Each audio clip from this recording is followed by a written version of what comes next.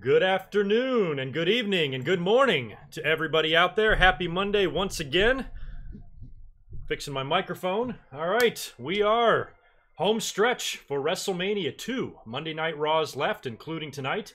Raw is live from Boston this evening. A couple of things advertised for the show, including a Beat the Clock challenge to open things up on Raw. So the Riot Squad is about to get buried. How y'all doing? Go down here and say hi. Happy Monday. All right, good to go. Raw has Greg. What's going on? Colin and Tanvir and Die Hard and Chris, Luna, Nick, Bob, Joey. All right, small audience in here so far, so we'll see how tonight goes. Hopefully it won't be too awful. Off the heels of a pretty rotten Monday Night Raw last week, especially with the Kurt Angle and Baron Corbin news. We'll see if they fix things tonight because Raw is in Boston. I'm sure John Cena is not there just hanging out in his hometown because he's off doing other things, but tonight might be a good night for them to kind of change their mind on what they did last week and bring John Cena out. We only have 2 weeks left. Really, that's top of my list as far as priorities go, is having WWE fix that situation. So they better. And just as like fucking clockwork, the minute I start streaming, my cat starts shitting. Unbelievable. It's like he knows. What's going on? The new one? Yeah, so we got a Beat the Clock challenge with Ronda, Becky, and Ruby taking on the Riot Squad. So you know the 3 Riot Squad members are just going to get annihilated here. So that'll be fun. What's going on, everybody? David and Nick. I'll be back in a second.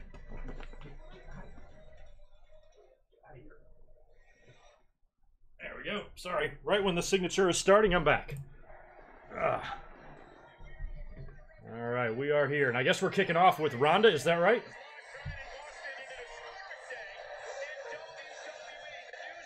They did announce today, which Michael Cole is saying right now, that the women are, in fact, going to main event WrestleMania.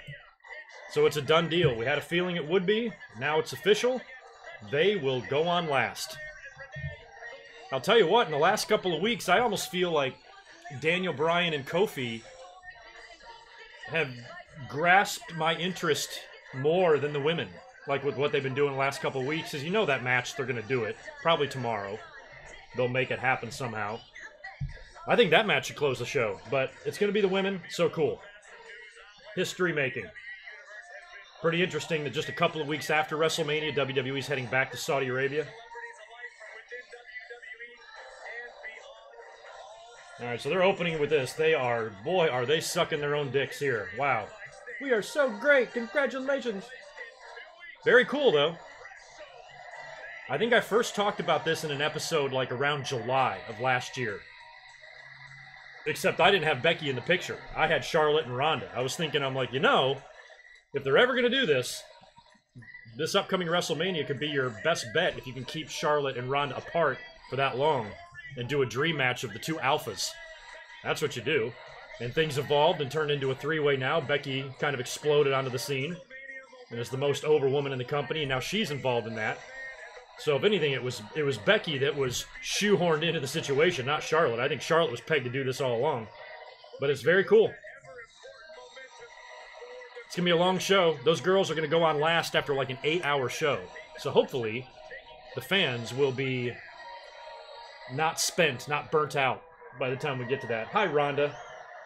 I forgot, is wrestling real or is it fake? Will you please tell me? Because for the love of God, I can't remember. I mean, it looks like it's real, but I have my doubts, so maybe you can clear things up for me. Thanks, girl. Who's going to win the World Series? I don't care. Hopefully the Tigers, but they won't. All right, well, the Boston's crowd is giving her shit. So what do they say? We want Becky?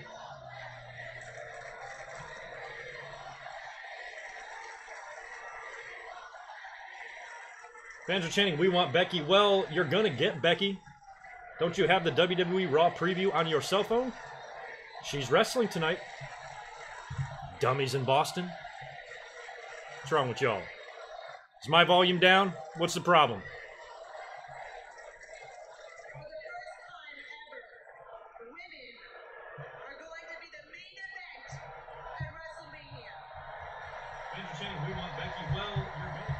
Sounds good to me. For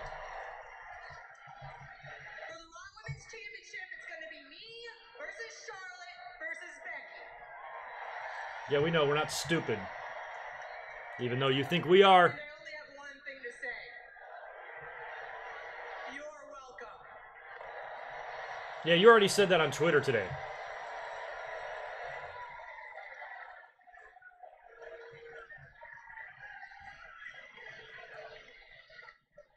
Actually, I do have something else to say. Not that any of you appreciate anything that I say or have accomplished for that matter, but I have a promise. For every one of you, I'm going to tap out Charlotte and Becky at the same time at WrestleMania. At the same time, nice. All I have to say. Oh, she dropped the mic twice. You can't drop the mic twice, girl. Come on. It's not how mic drops work.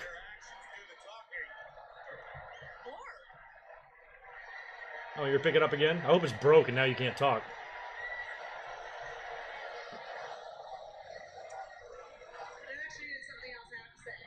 Yeah, what's that? What's a lot of that? Yeah, Corbin did single-handedly kill Chicago last week. It sounds like another one of your BS gimmicks you have going on around here, so let's just get this farce over with, okay? That's all I have to say. Oh, 3 mic drops.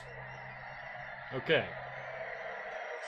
I'll tell you this, though, for all the fans that, like, hate Becky more, or hate Ronda right now more than any they ever have, you still, how in the world can you not like, how can you hate this Ronda more than the previous Ronda? The happy, smiley, what the hell's wrong with me, Ronda?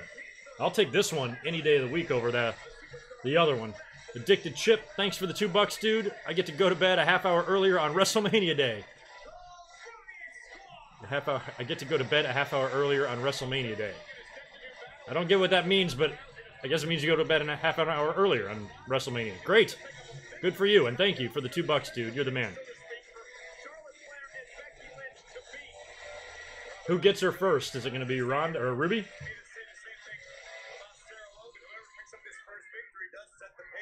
Ronda just talking smack. Here comes Becky. See, the fans just had to be patient.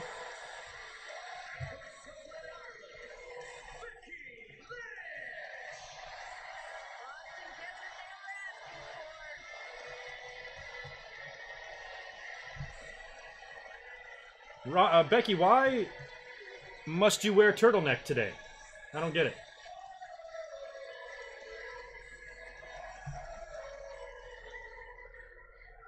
Ronda is anything but boring.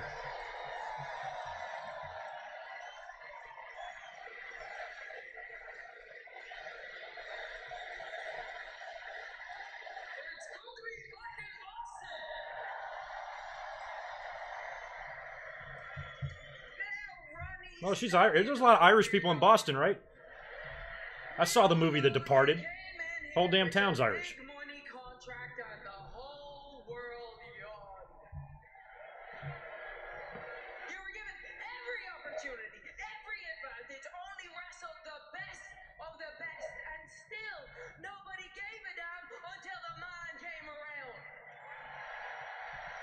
Ronda does not seem in the least bit concerned.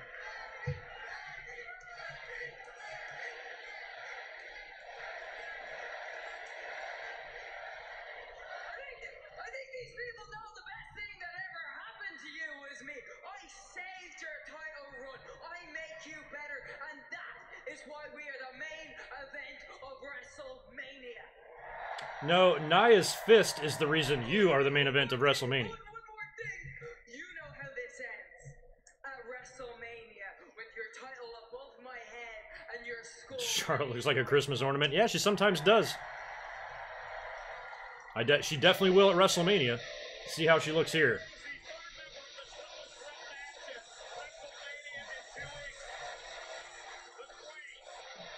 Oh yeah, she does look like a Christmas ornament. Or a centerpiece on a table during a wedding reception.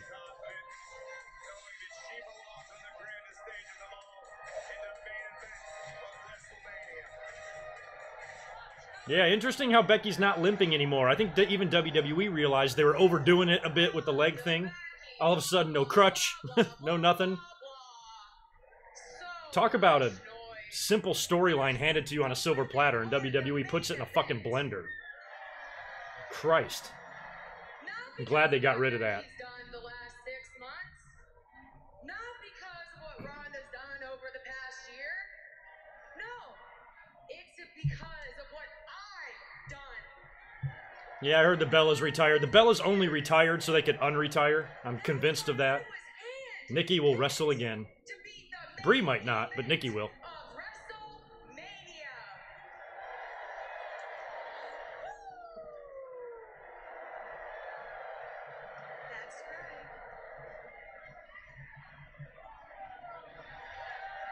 So this is a beat the clock challenge. The clock, of course, will count up as Ronda Rousey looks to set the pace. Sarah Logan, her opponent here tonight. All right, Logan's like, I'm out.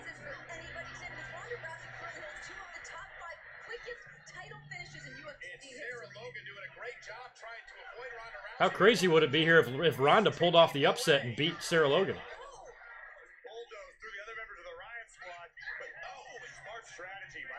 How did beat the clocks work?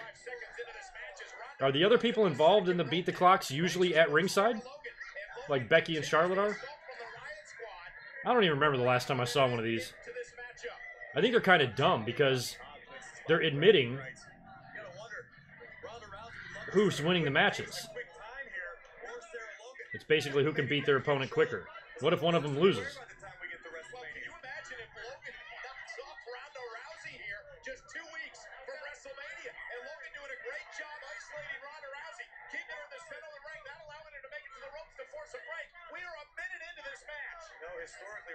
Oh, Ronda, you're lucky. I thought Sarah was going to tap her out with that clover leaf. It's a kind of a tarantula armbar type of thing.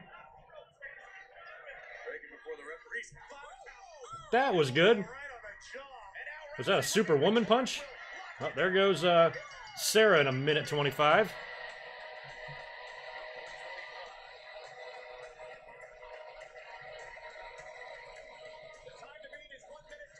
Who's up next? Charlotte?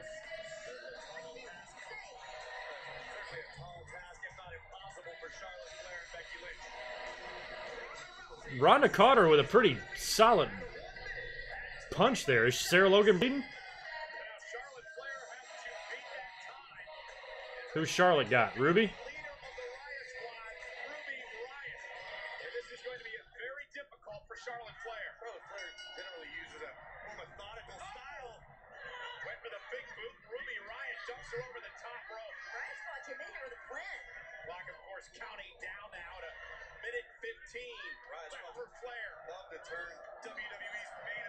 But like, even between the three girls here, Charlotte, Ronda, or Becky, so whoever wins this, who cares, really?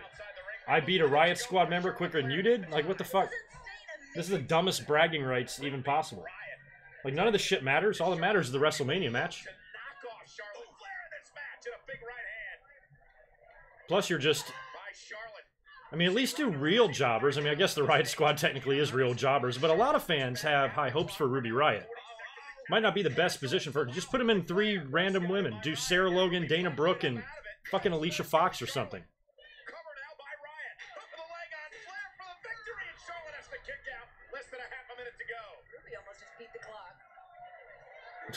Ronda, so ridiculous. Yeah, the good old sleeveless turtleneck. In style now. I'm going to have to get me one of them.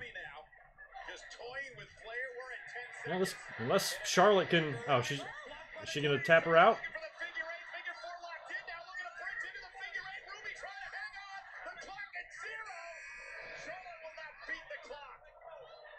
Charlotte did not beat the clock. Is Becky going to beat the clock? Come on, sister.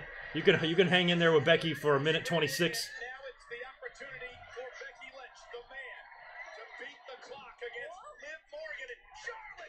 There's Charlotte attacking Becky. Becky hasn't had too many great moments on TV. Every interaction she's had with Ronda Rousey, she's gotten the shit kicked out of her.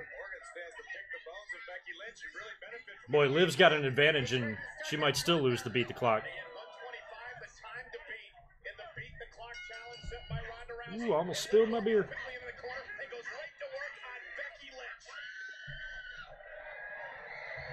We will be talking about all of today's news later on as well after this goofy-ass match. Hart Foundation, official for the Hall of Fame, announced today. I was getting a little worried about that one. They were the first name that we heard rumored to go in, and it took them forever to announce it, so I started having my doubts. No Jimmy Hart, which I love. I had mentioned that like when it was first announced that I thought Jimmy Hart didn't necessarily need to go in with them because he was only a short part of their run, their initial heel run. So I'm kind of glad it's just going to be Brett and Jim. Nothing against Jimmy Hart, it's just I don't think he was needed. Let him induct him or something.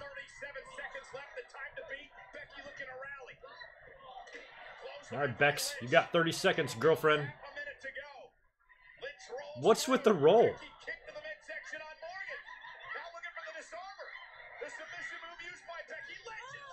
Nice counter, sister.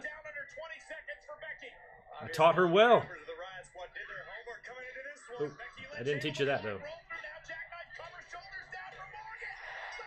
Oh, she got her anyway.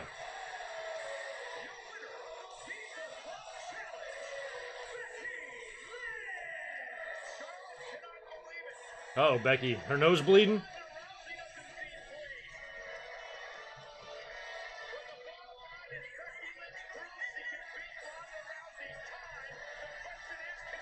Yay, I won. I beat a jobber quicker than you. Like, what the fuck? Man, if this, you know, Becky's saying, like, she's the man and stuff. If this was the Attitude Era, man, she'd be, like, saying, like, suck my dick and stuff, you know, wouldn't she? I swear. She'd definitely be saying suck it a lot. Have they done? They haven't done it, I don't think. Have they done the contract signing for this shit yet? Are they going to do it next week, do you think?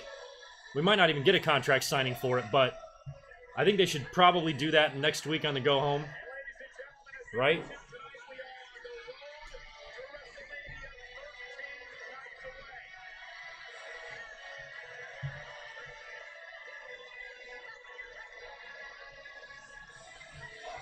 Becky's leg seems to be fine.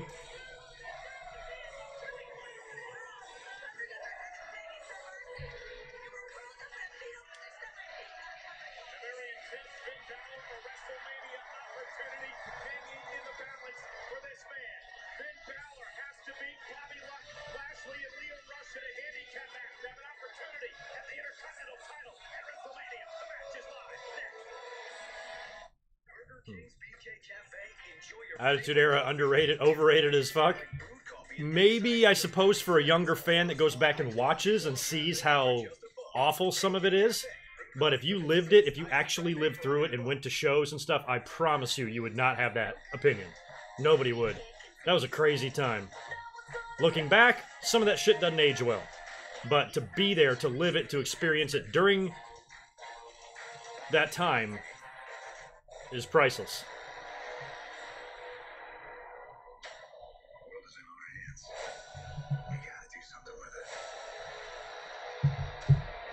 Yeah, so the Hart Foundation are officially in. It looks like we have one more name we'll get next week, I guess, for the Hall of Fame, or unless this finishes off the class. Doesn't look like we're going to get any of those names that we wanted. I mean, I was dying for Demolition or Bam Bam Bigelow, Brian Pillman, Bulldog, somebody like that. Didn't get any of those names. Did hear some rumors about Brutus Beefcake. Could still get him. Otherwise, we might get one more. Hopefully it's somebody good. But the Hart Foundation and Harlem Heat going in is pretty cool. I mean, two huge tag teams of their respective companies. Brett. And you get three. You're knocking out three two-time Hall of Famers all at once. How many two-time Hall of Famers do we have so far? Just one, Ric Flair. Now you're doing three more in the same Hall of Fame class. Shawn Michaels, Bret Hart, and Booker T. That's crazy. Reese Jones, what's going on, man? Thanks for the $5. This year's Hall of Fame is turning into a tag team class. It really is. It is, with DX, too, with the Outlaws going in, and Harlem Heat and the Hearts. Yeah, it really is. What a goofy class, though. I mean, we're going to have Honky Tonk Man and the Hart Foundation all going in. Jimmy Hart's got to induct one of them. You add Brutus Beefcake to that. That's a whole lot of 90s going on. Hogan, again, yeah, is rumored to be doing something for WrestleMania weekend, so him being there to possibly induct Brutus would make sense. It's looking more and more likely that it will be Brudi. Rey Mysterio would be a headliner, just depends on when he goes in and who's in the class with him, you know? Like, some of those years where, like, the $1 Million Man went in, I just think he was the best name they had for that year. I think if somebody bigger than him went in, he wouldn't have been the headliner. I think Dusty deserved to be, but again, Dusty was another one that I could have seen maybe going in earlier in the night. What's going on, Zane?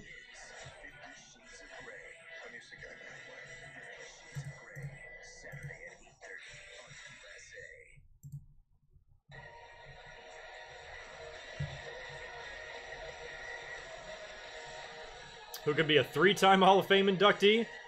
I'd say probably Brett, because he could go in with the big Hart Foundation.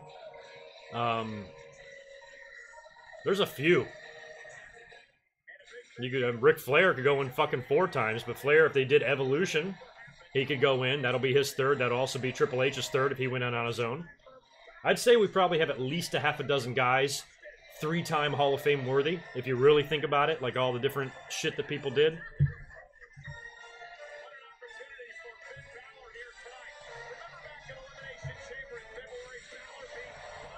Yeah, that's hilarious. Jimmy, Teddy Long hosting the Hall of Fame of Tag Teams. He definitely should.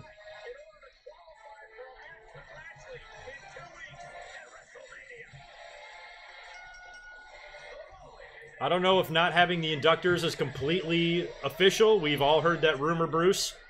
But it's starting to look likely because we haven't had any announcements of anybody inducting anyone. But there's been no confirmation of that. But I still wouldn't be surprised if that turns out to be the case. It's looking likely.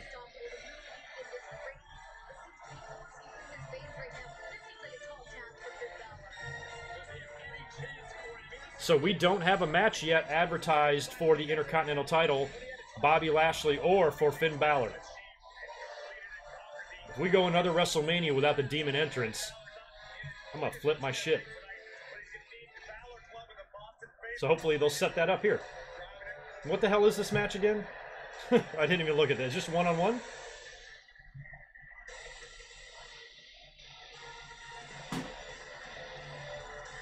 What the fuck was that?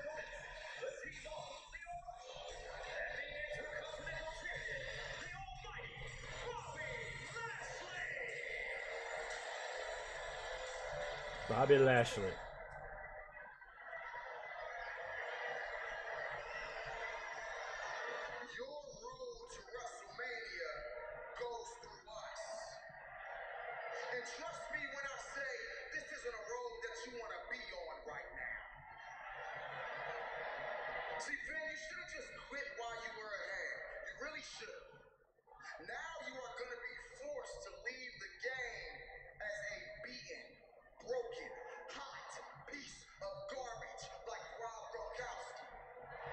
I was about to say, you know, with Gronk announcing his retirement, they are in Boston. That dude's coming to WWE. Ugh. Now we're going to have 2 Mojo Rawleys? Kill me.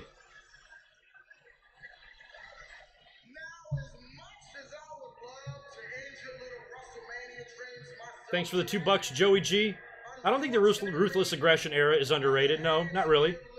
I wasn't as big of a fan of it as Attitude Era, but I wouldn't consider it underrated. There were some great matches and pay-per-views that took place during that time. I was starting to kind of check out a little bit mentally of wrestling around that time, but still, whenever I look back to a show from that time period, it's pretty awesome.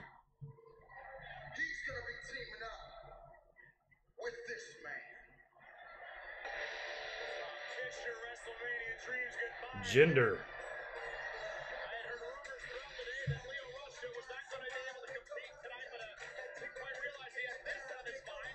I still don't know what match we're watching here. It's a tag match. Jinder and Lashley. This is 5 against 1. Seems a bit unfair. Especially with those 2 badass Singh brothers out there. They're so dangerous. So Jinder wrestles him? Okay. Oh, so Jinder's taking the place of Leo. I got it. Who cares? I like the way I said it best. Nonetheless, your point is correct, Corey. It's Finn against Lashley and Mahal now. And this Oh, it's is Lashley and Mahal? an uphill climb for Finn Balor. How do you beat a team of Lashley and Mahal? Why are they doing this? We always talk about the heart, the fight. Like, if Balor wins, does he get a WrestleMania match or something?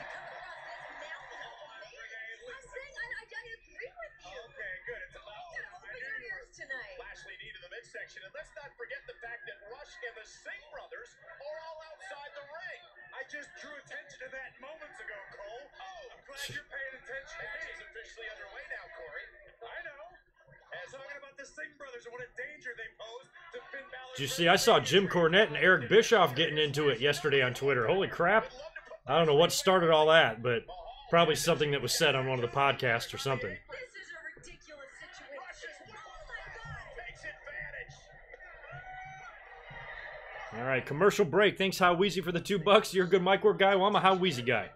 I got to get me one of them shirts. They knew that no matter what happens for some of you guys, this is goodbye forever. Nothing would ever be the same. Okay, so that's the stip here. If Balor wins, he gets an IC title shot. Sounds like that's a hard one to love. I wasn't expecting for it to be this much of like an emotional roller coaster. More of that brilliant booking. If there's one way to get a guy a title shot, how you do it is you beat your champion to earn the spot. On USA. Although he could pin Jinder here. This guy you doing the what just happened whale? Pick up a pepperoni stuffed pizzone. That's right. Yeah, so if I mean, he's obviously gonna get a match, right? If they're going through all this trouble, they're gonna put Balor and Lashley, I guess, together. Hopefully, they will not add Jinder Mahal and make it a three-way. Let's hope. Please hope.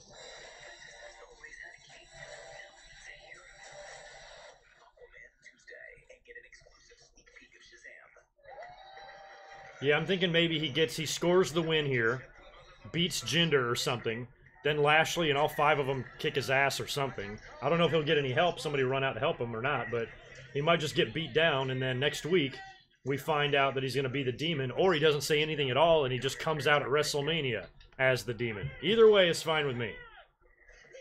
I'm more concerned with WWE fixing this Baron Corbin bullshit that last week I was certain was a swerve, but it sounds like that was their plan all along. They actually thought this would be a good thing to do, considering the history between Corbin and Angle. Man, That's what inspired us to create America's most advanced internet. Internet that puts you in charge. they gotta fix that. That protects what's Do you really want that for poor Kurt Angle? Do you want the fans to boo his last match?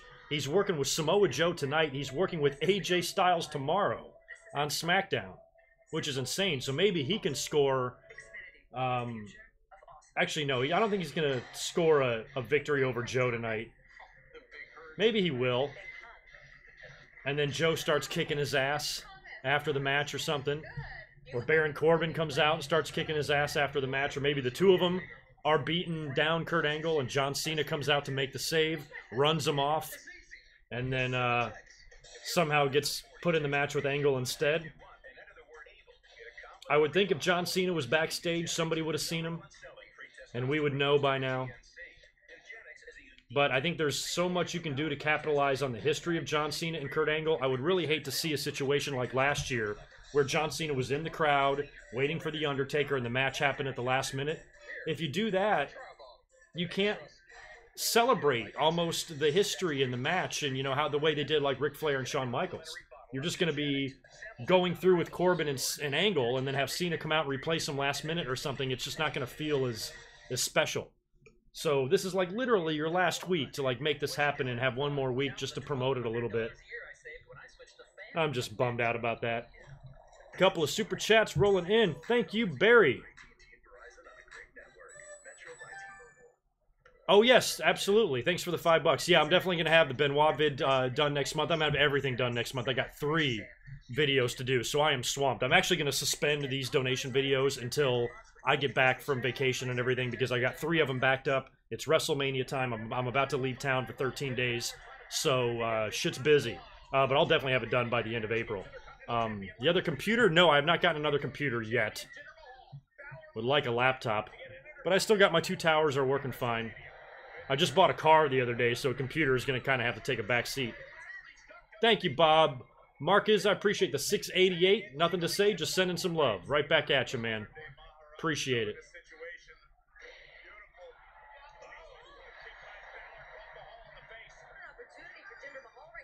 What happened to Lio Rush? Is he, what part of his body is injured? Wish it was his mouth. Cena was supposed to. Cena's not retiring. The only way a wrestler retires for real is due to injury. There has not been one yet who has stayed out of the ring. We had one, Sean, and even he came back. It's like the Bella's retiring. I'm like, bullshit. You're in your 30s. Whenever Nikki needs some more exposure, she'll come out of retirement and have a match. I will bet my middle nut on that. Balor took out all 5 of them? Or 4 of them. Coupe de Gracie, right on Jinder.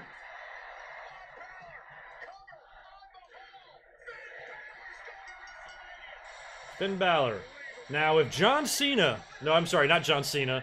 Outdated example these days. Roman Reigns. If Roman Reigns would have done that, he would have buried everybody. Right? Roman beat 5 guys. It's unrealistic. It's poor writing. But whatever. Whatever you guys got to do to get this fucker a title shot at WrestleMania is all I care about.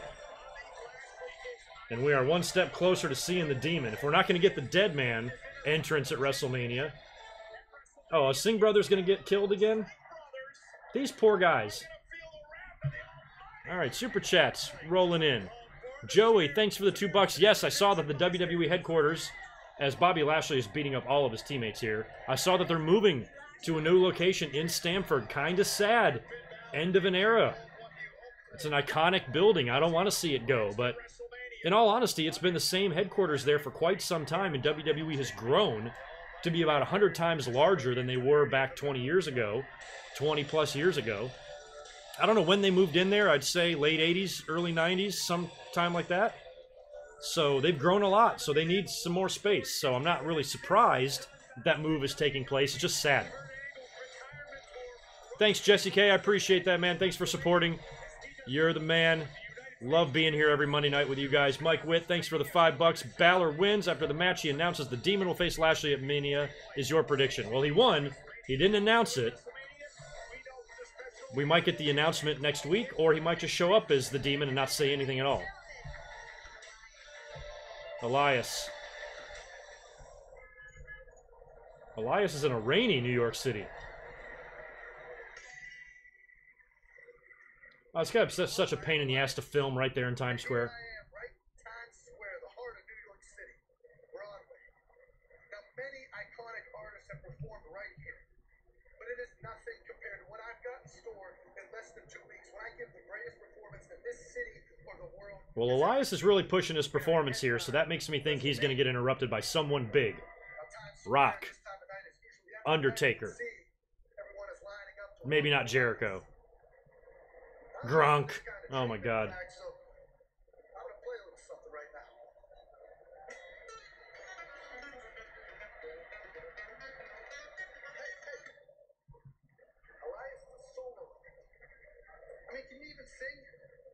Please bash that guy with the guitar. Thanks again, Jesse K. You are awesome. Appreciate it. Thanks for hanging out this week. And thanks to all 225 of us that are here right now. Oh, by the way, the likes are ass. Can we get those up for me? Smash that thumbs up real quick. Get them up to like at least 100. Satisfy me. Satisfy me, y'all, with your finger. Click that like button.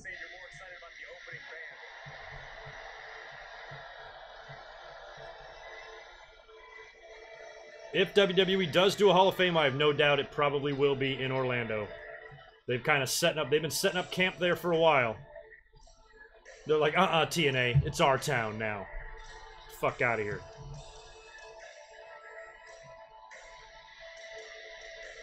Is this a tag match with Black and Ricochet, or is it just Black? Ooh, Honky Tonk Man versus Elias versus Jarrett. Interesting idea. I'd almost rather see those three just on Raw. I don't know if Honky and Jarrett are WrestleMania segment in front of 80,000 people worthy. I'd rather see The Rock. Or Rock and Honky and Jarrett and Elias. Have them all sing. Have Jericho prove that he can do whatever the fuck he wants and show up at WrestleMania, despite having a contract with All Elite Wrestling.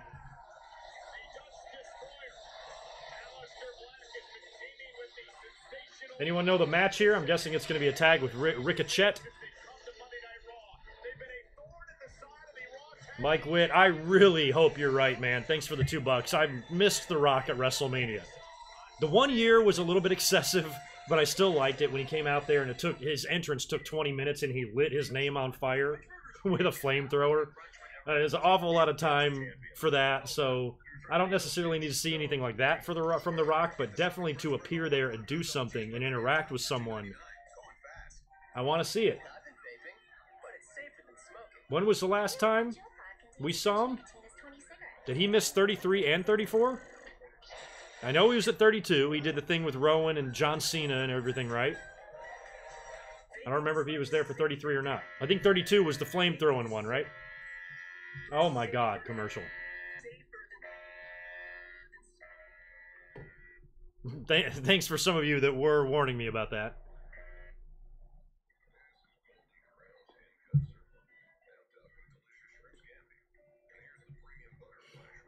Sonny Man, I just like the last 3 words of your message. Busting out honky. Sounds awesome. Oh my god, Rocksmith, you would hate me. I have never paid less attention to college basketball in my life than I have in the last few years. I didn't even look at the brackets, didn't even look at the seeding, didn't even fill out a bracket, haven't even looked at any of the scores. Don't even know what the hell's going on. I've just eliminated college basketball from my life. I just don't have interest in it. Once I moved away from North Carolina, I kind of got away from that nonsense, or not nonsense, but that madness, I should say. And it's just been nice without it. I'm a big basketball fan, but I just don't have room in my life for college basketball. Moves too fast. Don't care who wins. I've conceded. I've given up. I submit to the fucking ACC. All my life I had to live with Duke and North Carolina beating the shit out of all my Michigan teams. I'm just tired of it. I don't want to watch anymore. So I canceled my network because they keep putting over John UNC Cena and Roman Duke Reigns. That I'm over it.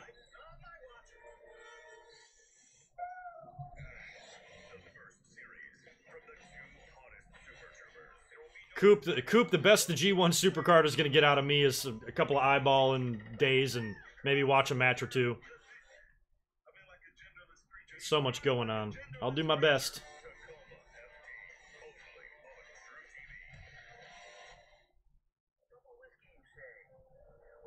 I don't think Kidman will be the one to induct Tori at the Hall of Fame. Still don't know about the inductors anyway. Who sent me something on Twitter a minute ago? Angie. Greg the Hammer Valentine is inducting the Honky Tonk Man. See, I haven't heard any of this news. So she's either joking or she means it. I don't know. Greg, he ain't exactly a charisma machine. He's had the same look on his face for 40 years.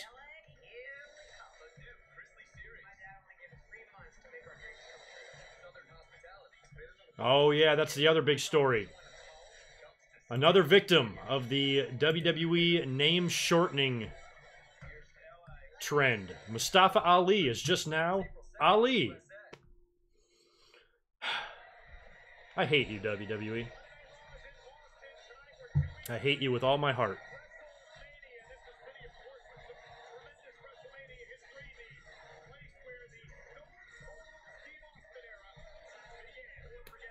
That is right, Boston. That building is the home of WrestleMania 14. Ricochet has got one of them cooler entrances in WWE, I feel.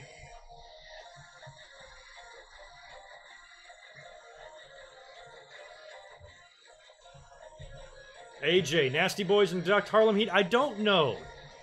I don't know if a tag team would induct another tag team. I doubt that they would. They might.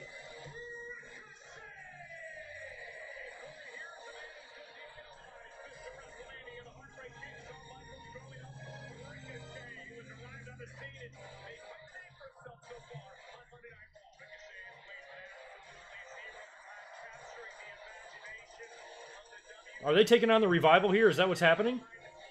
Jesus. True dat, Barry.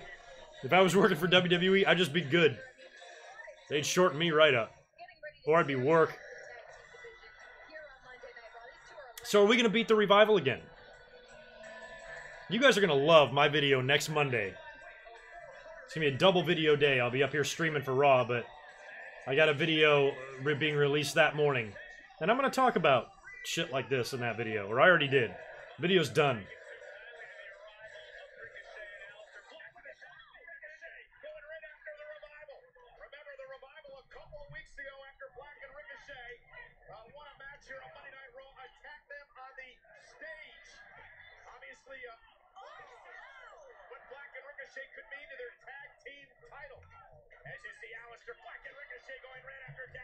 Ah, you're right. They did, didn't they? Millennial Smart. Edge and Christian inducted the Dudleys. Yeah, so it can be done.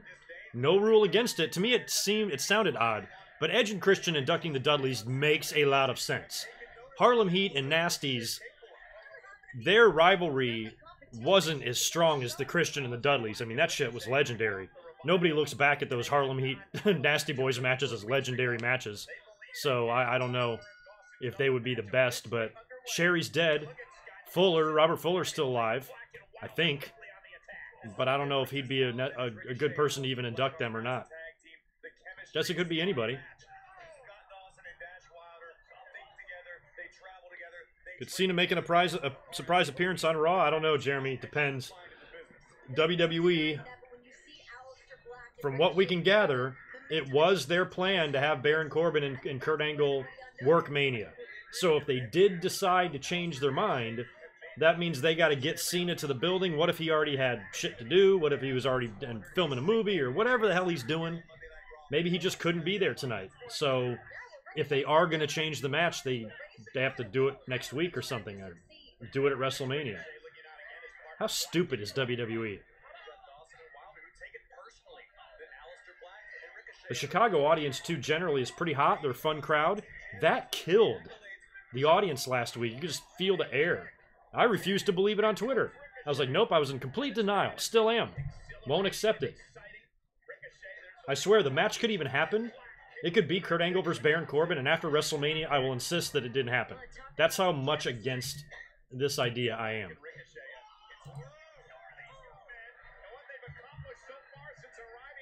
Yeah, Teddy Long is likely for Harlem Heat. He was another guy. Fuller is doing a podcast? Does he even know how to work a cell phone?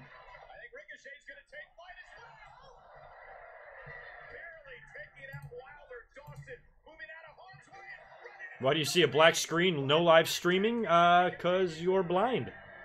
Go to the doctor immediately. Have someone drive you.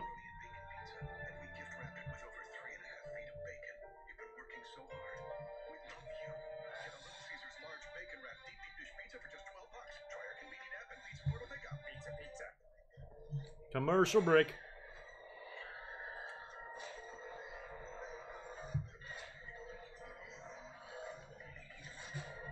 What else, what other news did we get today? Wasn't there something else going on? I saw on the Twitter. News about the Hart Foundation, the Bella's retirement.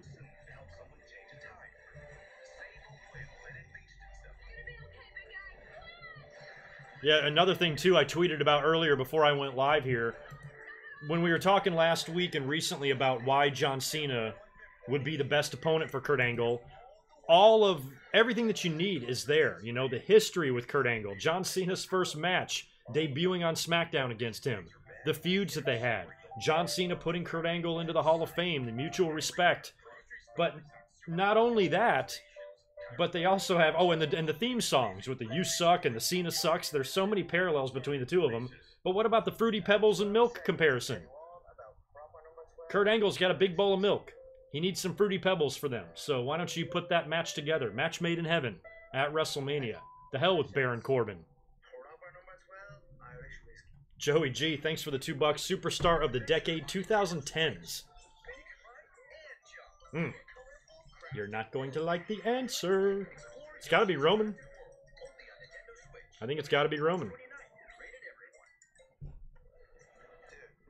Jesse K, thanks. Yes, I realize half. I probably realize exactly half of the funny shit that I say. I forget the rest. But yes, I'm very much aware. I'd like to say Daniel Bryan for the Superstar of the Decade, but damn, he was out for a couple of years. His big moment at WrestleMania 30 never got off the ground.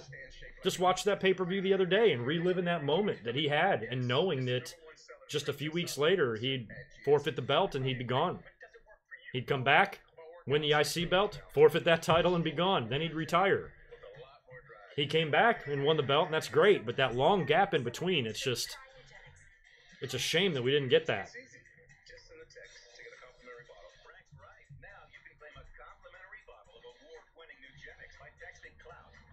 No, I don't watch Ms. and Mrs. I don't watch anything. Ahmed Johnson, no, not for the Harlem Heat. He was with them briefly, right, in WCW, but no, Ahmed Johnson. Plus, you can't understand anything Ahmed says. Ron Simmons, maybe, though. Simmons is cool. But again, he doesn't have a ton of history with those guys. So I just, when it comes to inductors, I just want somebody that makes sense and has history, not some random person. We've had some random inductors before. And you're like, why the hell is this person putting them in?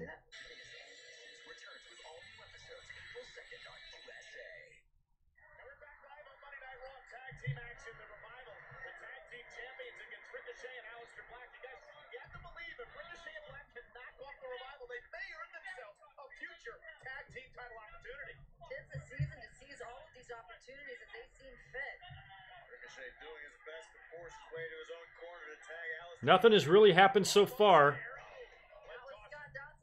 We had a beat the clock challenge that Becky Lynch won, beating out Ronda Rousey's time. Rousey, Charlotte, and Becky each took turns beating the shit out of a Riot Squad member. And Becky was victorious in that. Now we got a tag match where it looks like the tag champs are going to go down again in defeat. Unless they can pull off some upset here. But if we're going to get a WrestleMania tag match of any kind, you would think they're going to set that up here.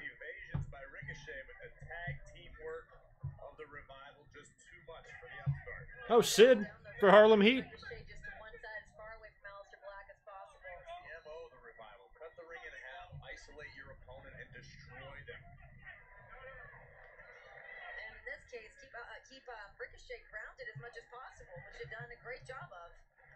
Terry Crews, I've met him a bunch of times. He comes into my restaurant a lot. He must live in the area, but I've seen him in more than once. He keeps working out so hard so he can try to eventually look just like me, and he's getting there. He's getting real close. Every time I see him, he looks better. He's still no GoodMicWork, but he's up there. Damn, nice sell.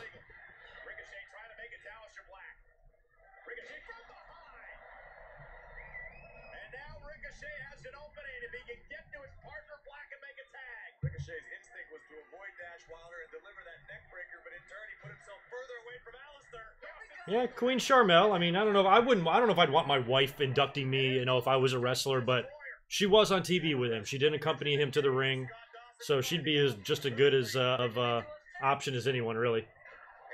So I wouldn't be against it.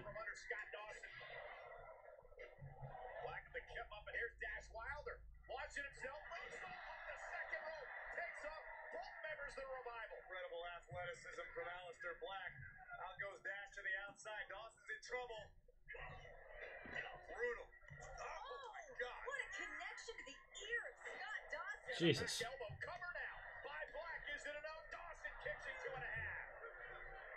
Black has been a straight barrage of strikes since being tagged into this matchup. And that explosive offensive style, sudden impact offense from Black.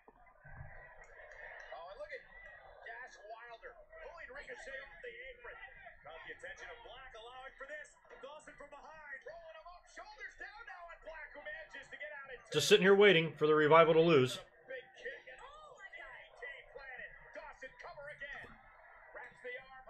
Joey G, Johnny Ace for Hall of Fame, do not make me block you. Oh, thank you for inducting me in the Hall of Fame, guys. It's good to be here. Thanks, Vince.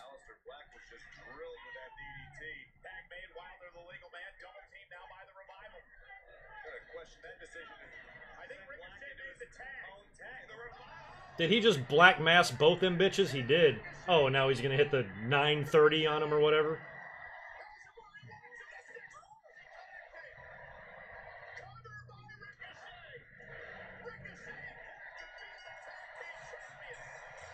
Cole's like, Ricochet and Black have beaten the tag team champions. Who doesn't beat the tag team champions? Me and Mike Eldridge. We'd go out there and kick their asses if we had a match with them. Wouldn't we, Mike? Launching their opponent into their own corner. Aleister Black with boom, deliver the black mass, opening the door for a Makes me laugh even more about what I recorded in my my video for next Monday. incredible athleticism from the one and only. All that momentum, all that speed driven right into the abdomen of Dash. It feels like that. I feel like this is WWE reverse trolling the Revival. Talk them into staying, say, we'll give you the belts, but then we'll just put you in a shitload of non-title matches and have you lose every one of them. Where really, at the end of the day, besides these props that they're carrying around, they're the exact same team they were before they won the belts. It's like WWE is diminishing their own tag team titles just to prove a point and to stick it to these guys. It really feels like that.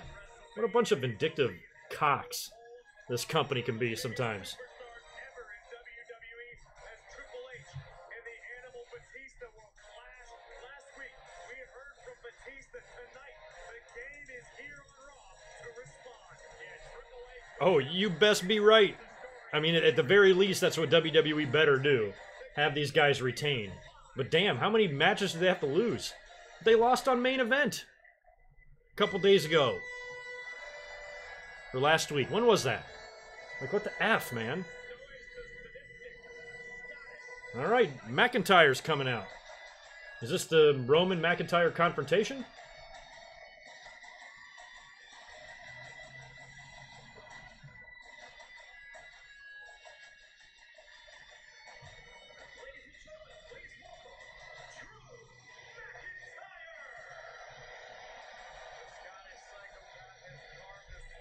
What's going on, C-Mac? How are you? Trevor, how are you? Thanks for stopping by. Somewhat of a decent audience in here tonight. We had a pretty big one for last week. I think the Baron Corbin announcement has pissed everyone off.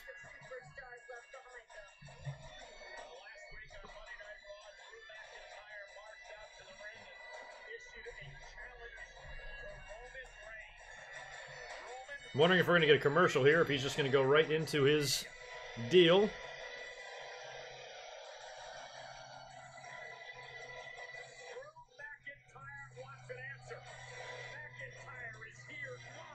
Oh, wait, we got to be going to commercial. Yep, all right. I thought so, because I'm looking at the top of the hour. We got 8 minutes to go.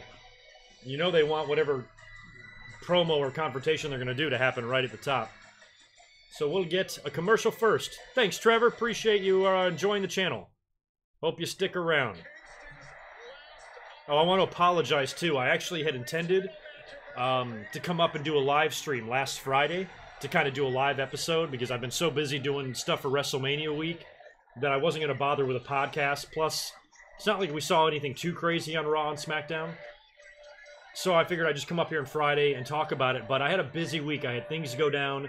I bought a car earlier on in the week. I felt a little sick under the weather. I had some tragedy I dealt with. I lost one of my friends. It was just a busy week. And I just didn't have time to come up. So I'm sorry. So I'm going to come up here this week with another one. We'll do a live stream either Thursday or Friday. Probably Friday. We'll talk about whatever we see here. We'll talk about whatever we see tomorrow. And then we'll have a big week of videos next week, and then a big one, WrestleMania. Or next week is WrestleMania week, starting on Monday.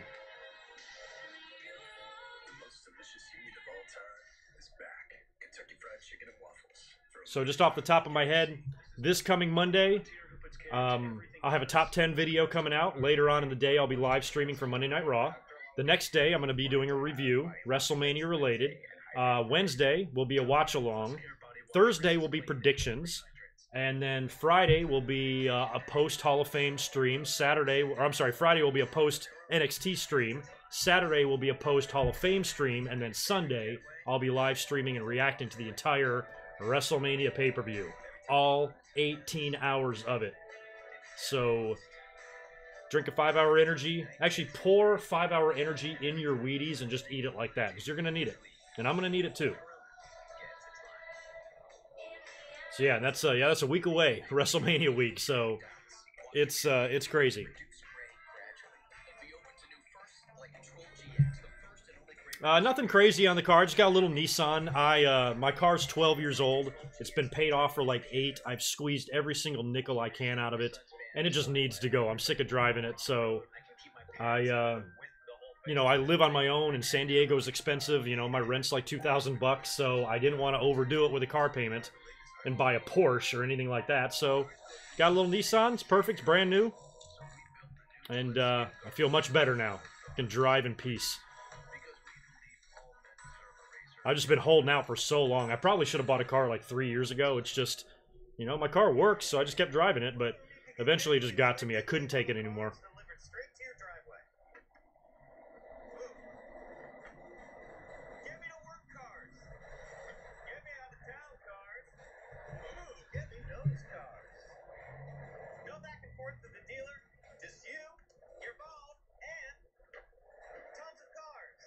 Yeah, but there is a ton of stuff coming to the channel, man, I tell you. Especially that WrestleMania week is going to be crazy.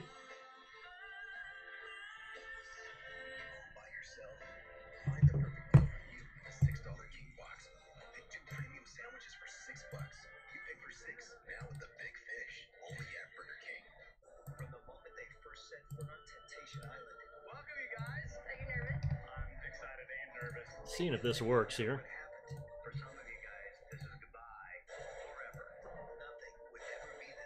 Yeah, this is the new whip right here.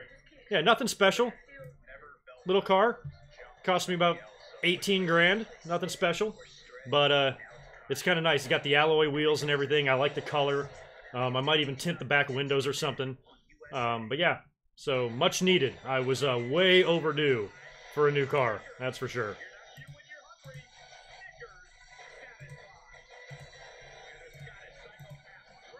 If I miss a super chat. Oh, AJ Daniels, thank you for that $2, man. How was Housewives Hollywood, Greg? I will tell you about that in a minute. Let's listen to Drew McIntyre's promo.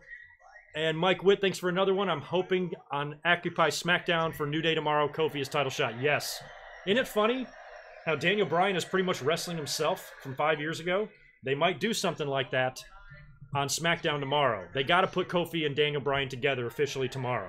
So you can have 1 week to do something or contract signing or some shit. So I think tomorrow will be the day. Let's listen to what McIntyre's talking about here. And do me a favor while you're watching this.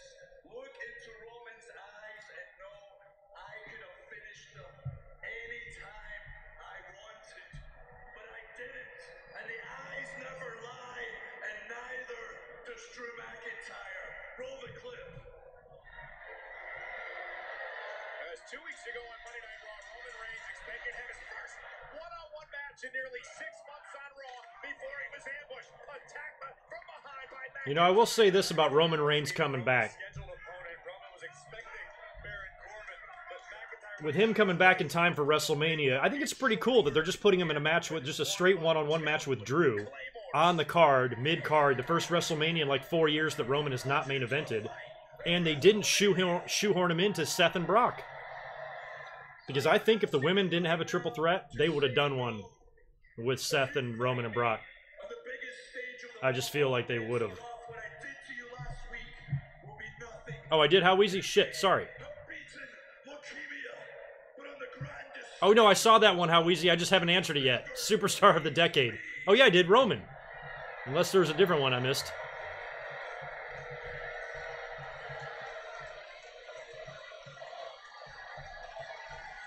Yeah, Superstar of the Decade, I'm going Roman. A Woman of the Decade, sorry. Charlotte. 2 unpopular opinions. Roman and Charlotte, faux show. That's my head thinking, not my heart. So before you disagree, just think it through. I'm right.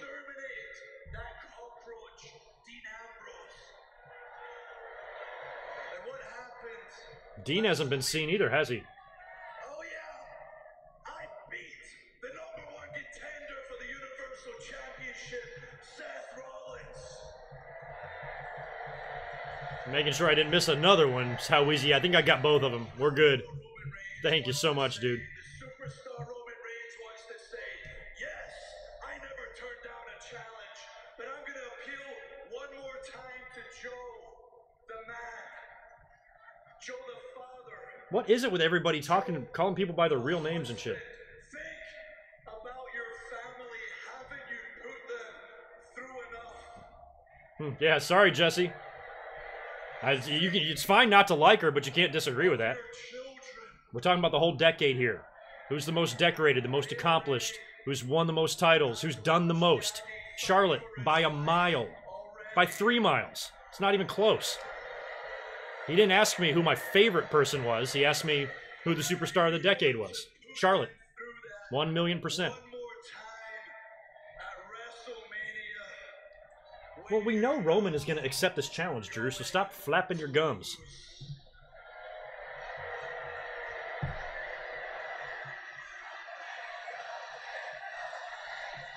Didn't. Are we going to hear that here any minute? That's why I'm out here. I'm gonna stand here all night till I get my ass. You can be mad, Jesse. I'm cool with it. Dang. I just always think of Beavis and Butthead going, dang. Don't you?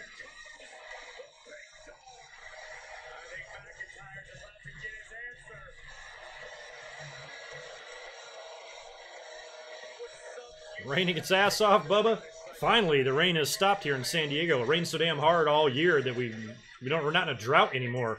Finally, we have our weather back. Sun is out, not a cloud in the sky. Air is sweet. Back to normal. All right, what's Roman gonna do? Get on the mic and be like, nah, I'm cool. I'd rather just hang out backstage, take pictures. A lot of people mentioning this Occupy SmackDown thing tomorrow, which would just be dripping with irony, considering that's exactly how Daniel Bryan got into his match. I'm down with it, man. I want to see it. All right, well, Roman's getting in the ring here. I'm going to grab another beer. Be right back. All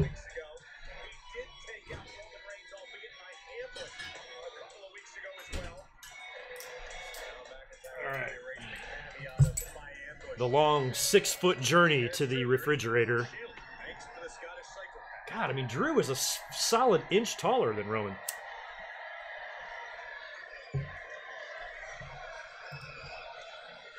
What do y'all think they weigh to pull an Art Donovan here? What's Drew? 270, Roman 265? Something like that? Roman accepts your challenge.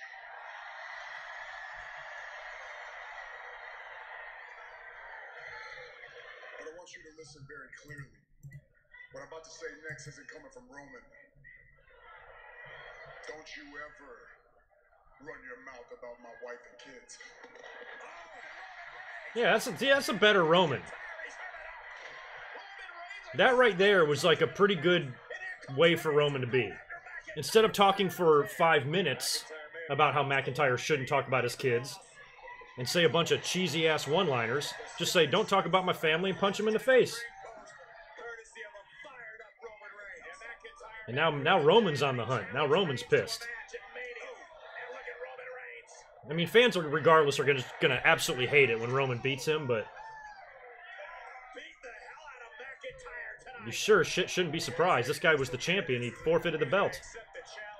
This is for punishments for purposes. This is for talking about Roman's wife and kids. And plus, with two guys the size of McIntyre and Roman, and they're on the same brand, I just seriously doubt it's a one-off match, you know? WrestleMania will probably be their first match, kind of like AJ and Shinsuke was last year. They'll work the next pay-per-view, they'll work... I don't know if they're going to work Saudi Arabia, Roman might not go. But they'll work the next couple of shows. So I suppose Drew could win. But I doubt it. Roman lost last year, he's probably going to win. And then maybe McIntyre scores a victory after the fact. I say during this feud between Roman and McIntyre, McIntyre will score a win. Just like Cena and Bray Wyatt, same thing. Cena wins at Mania, Wyatt wins the next one, or whatever they did, you know? Dangerous McIntyre leaves his mark on the big dog. As long as they don't bury McIntyre, I don't really care. I think it also, depending on the outcome of the Universal title, if Brock drops the belt and Seth is your champ, you got 3 guys that are all going to be competing for the title. We'll probably get a triple threat. Seth, Roman, Drew for the belt. Something like that, you know? Whatever the case is, the Roman-Drew issue won't be resolved at Mania. It will continue. Right?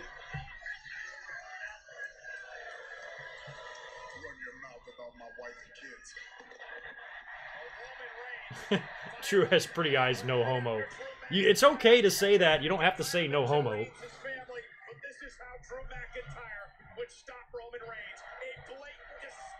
If you're in touch with your sexuality and you're straight, you have no problem saying Drew's got pretty eyes.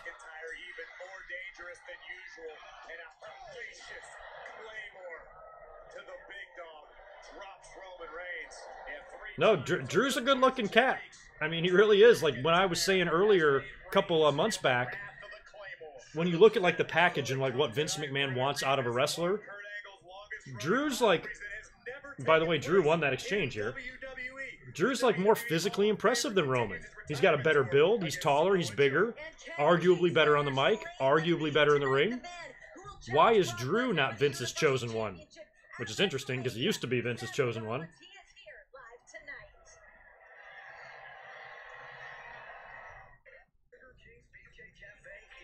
But knowing Vince, you know, he'd want to push Drew as a monster babyface like Roman is, and then everybody would hate him.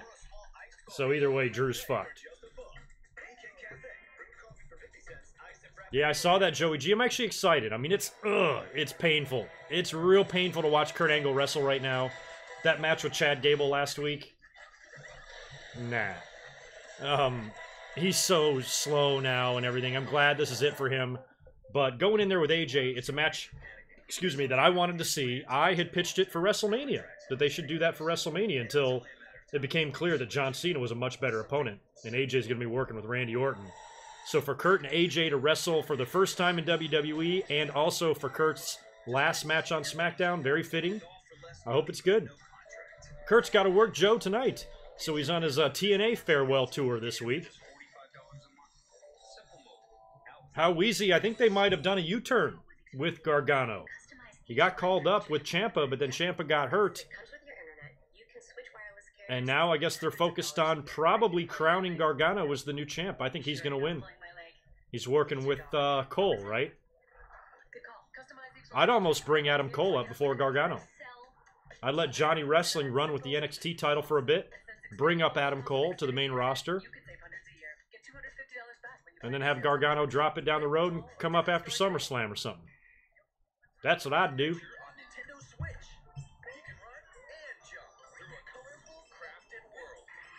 Look at Drew's pet. I mean, yeah, Drew is like a fucking horse, man. Especially compared to how he used to look. You know? I mean, he's had every bit as much of a physical change as Jinder Mahal did. Maybe not quite as intense. Maybe not quite as veiny. That's a proper word. Or vascular. Laurinaitis would say. But he's got himself looking good, man. He ain't half bad in the ring either. Dude's a beast. He's vicious. Everything about him's good. Are we going to get the Hall of Fame announcement for the Hearts next? I'm still on Frank Thomas commercial. Happy the Hearts are going in, though.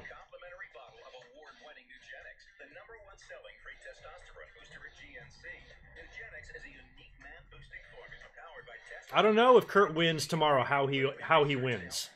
I don't know how they're going to book that finish. I don't know if they want to give Kurt a victory right now via cheating. I think the match with AJ is going to be a match of respect. So Kurt's character, I think, would not take advantage of an opportunity. of an Orton run-in or something, but they might go with a non-finish. They might do a non-finish tonight here with Angle and Joe, too. I'm not sure if you really want to beat Joe or AJ. Unless they went to WWE and both requested to job. They may have. They both have a ton of history with Angle from TNA. It's interesting that Kurt's facing them in back-to-back nights. You know, maybe Joe or AJ went to WWE and say, hey, can I put over Angle on his way out? And they're like, yeah, sure. Do what you got to do. Might not have gone that way, but you never know. Taz is the last inductee. I'd be cool with Taz. A lot of rumors about Beefcake.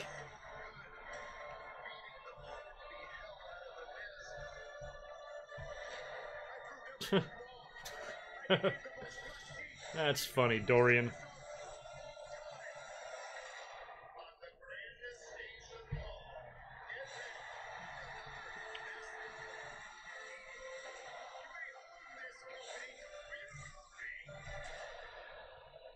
Shane and The Miz. When it comes to builds, we got Kofi and Bryan and the Becky Lynch and Ronda stuff. And other than that, it's Miz and Shane as far as like the best developed storylines. Look at Dean. You are still there. Why are you guys talking? Somebody tries to murder me, we're not going to casually chat next time I see you. I'm going to hit you with a bat. Where's your bat, Dean?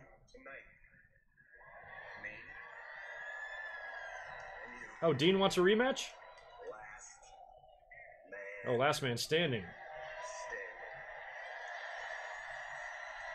What's Drew gonna get, or Dean gonna get knocked out again?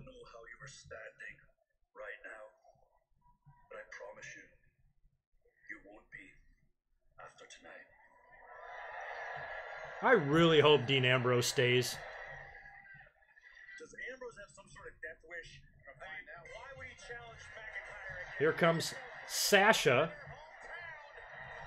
If Bayley's coming out with her, that means we got them stupid things to... No, maybe not. What is this, one-on-one? Sasha versus someone. Spaz Phoenix, thanks, buddy. Go take a look at Spaz's channel, shoot him a subscription. Fantasy booking video on how Drew versus Roman will affect WWE and Universal title post-Mania, premiering live in 15 minutes after Raw ends on his channel. He just repeated me. Yes, go check him out. Yeah, I was talking. How long have you been watching, Spaz? I just talked about that. Like, one thing we have to count on is that WrestleMania is only the first match between Drew and Roman. It's not like it's going to be a one-off, so Roman will probably win and everything, but I think they'll have another one, and Drew will eventually get a victory somewhere against Roman Reigns, and Drew, depending on the outcome of the Universal title, will probably be involved in the title picture, especially if Brock loses and Seth is your champion and the belt is back on Raw. Drew will be right in the thick of it. Win, lose, or draw versus Roman at Mania. But I think much like John Cena and Bray Wyatt, maybe even Cena and Rusev, matches like that where, you know, the top guy goes over, but then the opponent gets a victory somewhere else. I think Drew does beat Roman, just not at WrestleMania. Might get a three-way at some point, Seth defending against Drew and Roman. Who knows?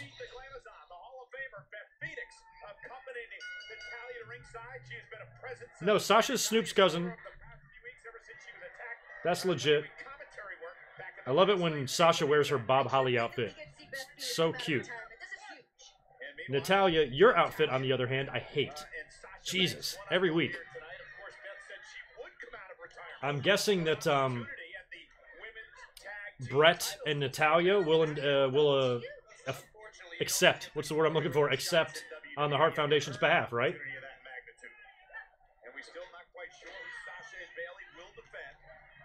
I think Brett and Natalya should come out in the Hart Foundation jackets. You know how Natty wore it, wore Jim's jacket at like SummerSlam or something, whenever that was? I think it'd be cool if they wore those.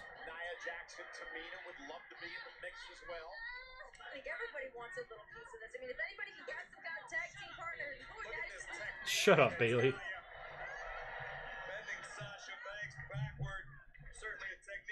Yeah, Beth Phoenix is out there too. That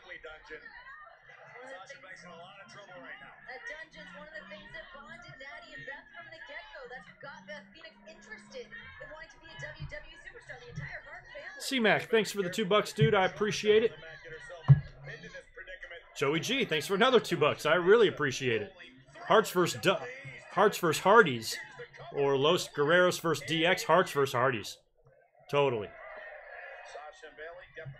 It would be an odd match.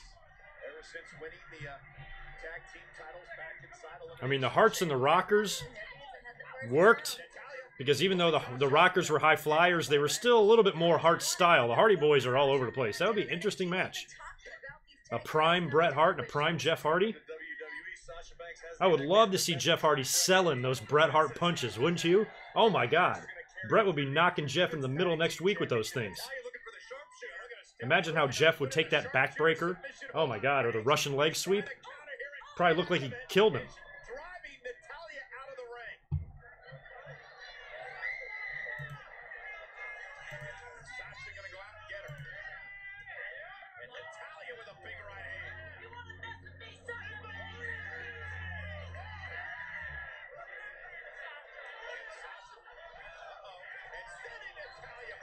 Good job, Sasha Sparkplug Banks. Ooh, running knee. That looked good, girl. This match continues live. F off, Cole.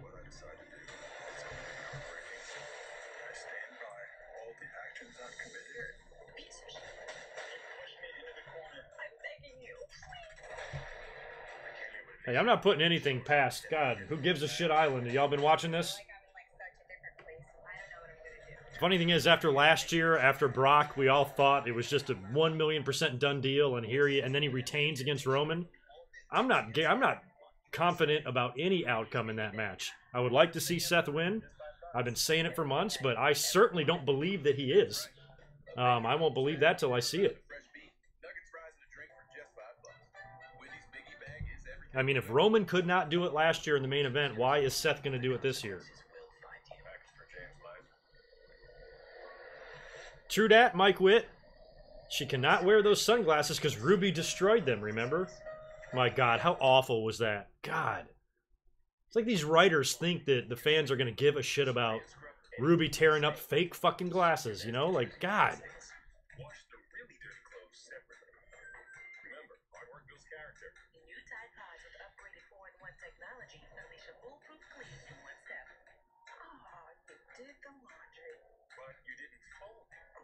Wasn't in the note.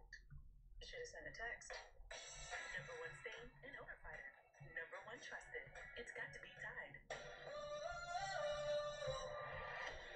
Is that true? Chicago's getting War Games this year in Survivor Series?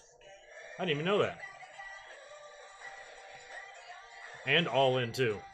Good for Chicago.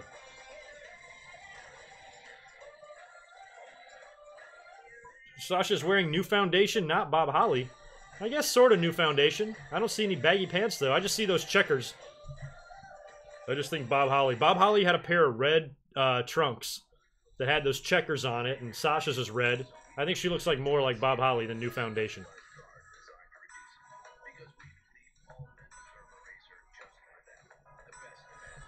Too much matches got the writers tired. Simple statement, but probably somewhat true. I'm not sure if they're even tired. They're just lazy.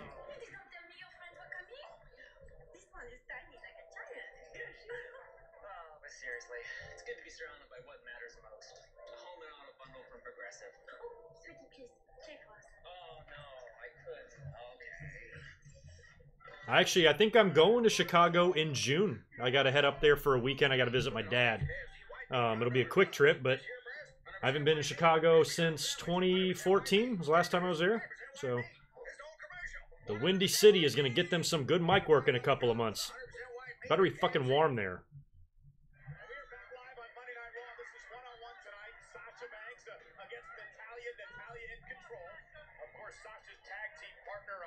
What's going on with these women's tag titles again? What's the match? Do we have one yet?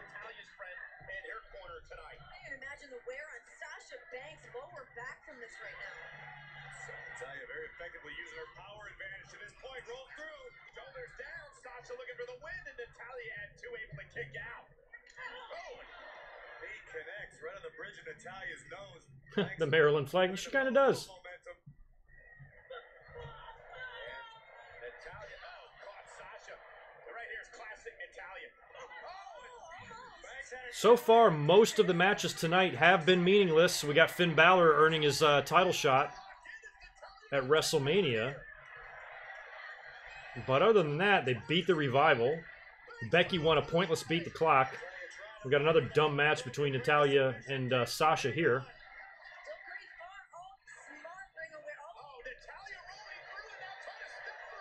Four-way, thank you. That's what I figured it was, or that's what they were leading to.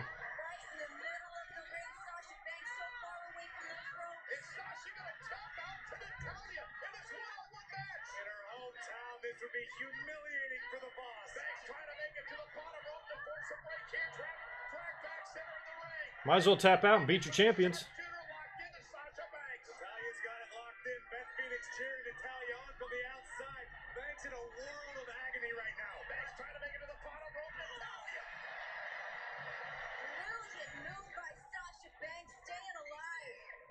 Asuka's match is finally set right. Doesn't she have the triple threat with Sonya and Mandy? And here comes Nia and Tamina. Or Rikishi and Haku, as I call them. Look at Beth and working over Tamina.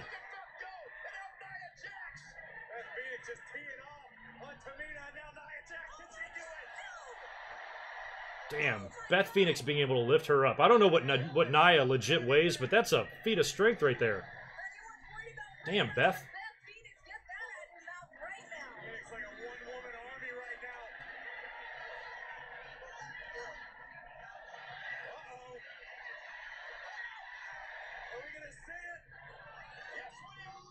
Wow.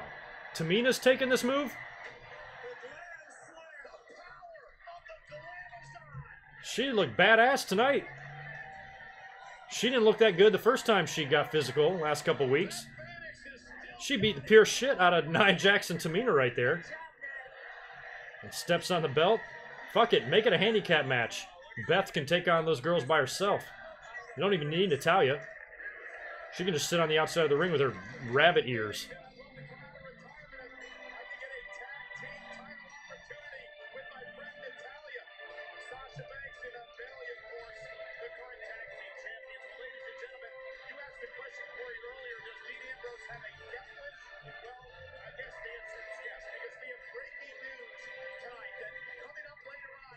Last man standing. So they're gonna have Dean get murdered again? Dean's not gonna beat Drew unless Roman comes out and helps him.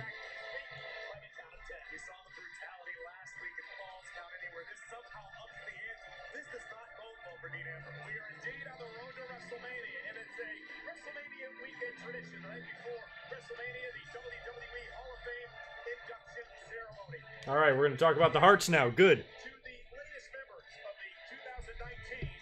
And when they're introduced at the Hall of Fame, when they bring out Brett and likely Natalya, I want them to come out to that old original Hart Foundation music. Not Brett's theme and Natalya's theme, but the old one. You know what I mean? That one from the 90s. But they won't. It'll be Natalya's theme or something. This is my favorite tag team in WWE history. They're finally going in. Top three are Hearts, Bulldogs, Demolition. Hearts number one.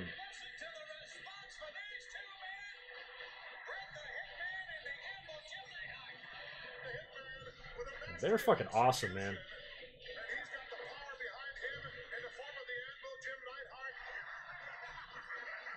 No, Roger Dodger, I'm not headed to Mania. I'm going to be right here in this chair. As soon as Mania gets a little closer to me, I'm all the way in California and San Diego. And get a little closer this side of the country, I'll try to go next time. But New York and Tampa, man, I don't know.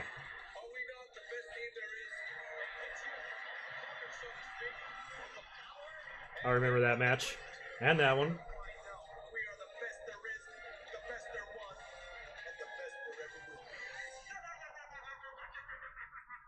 That laugh. Oh, they left Natalya in the ring for all that?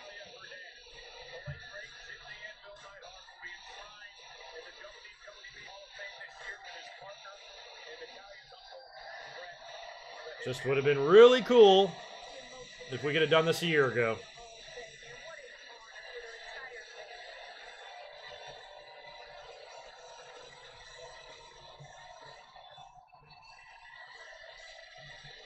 Oh, that's cool. Oh, yeah, I know you did. How easy. Demolition still do appearances everywhere. My friend who's a referee in the Carolinas works with them all the time.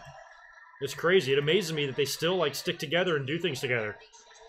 Unreal. And that does include my guest, who will compete in his farewell match against Baron Corbin at WrestleMania. Please welcome Kurt Angle. Kurt, tonight your farewell tour continues as you take on the United States champion Samoa Joe. Why tackle such a tough challenge so close to WrestleMania? Also, fuck the brand split. I appreciate Samoa Joe coming from SmackDown to compete on Raw tonight. My farewell tour isn't just about hugs and handshakes. It's about leaving on my terms. And I was completely honored to compete against Chad Gable, Apollo Crews, and at WrestleMania, I will be ready for Baron Corbin. But tonight, Samoa Baron Corbin, you gotta be kidding me. I'm not accepting it. Right here in Boston, Massachusetts.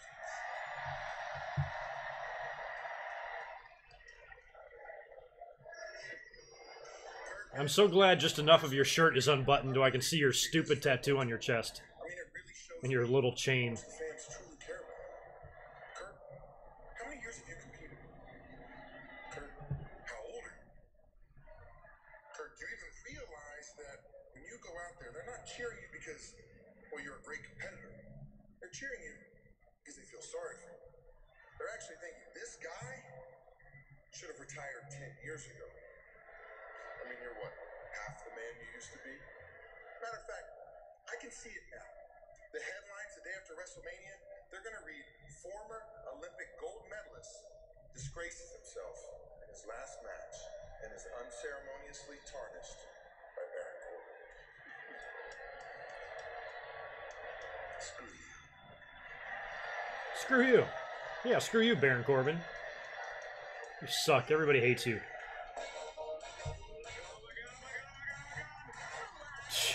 Corey Graves, chill out. It's the host of WrestleMania, guys. It's time No Bliss segment. She's actually coming to the ring. the goddess herself. Against special guests Colin Jost and Michael Che of SNL fame.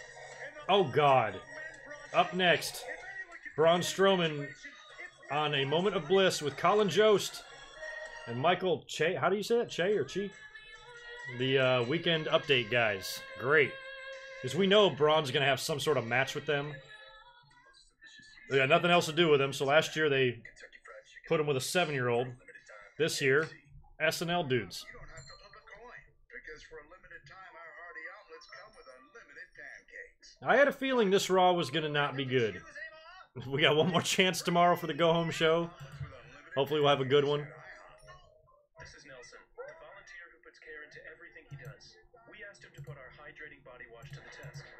After a long day, it's really important to have body wash that's cleansing and hydrating for my skin. Dove Men Plus Care Body Wash rinses clean and rehydrates.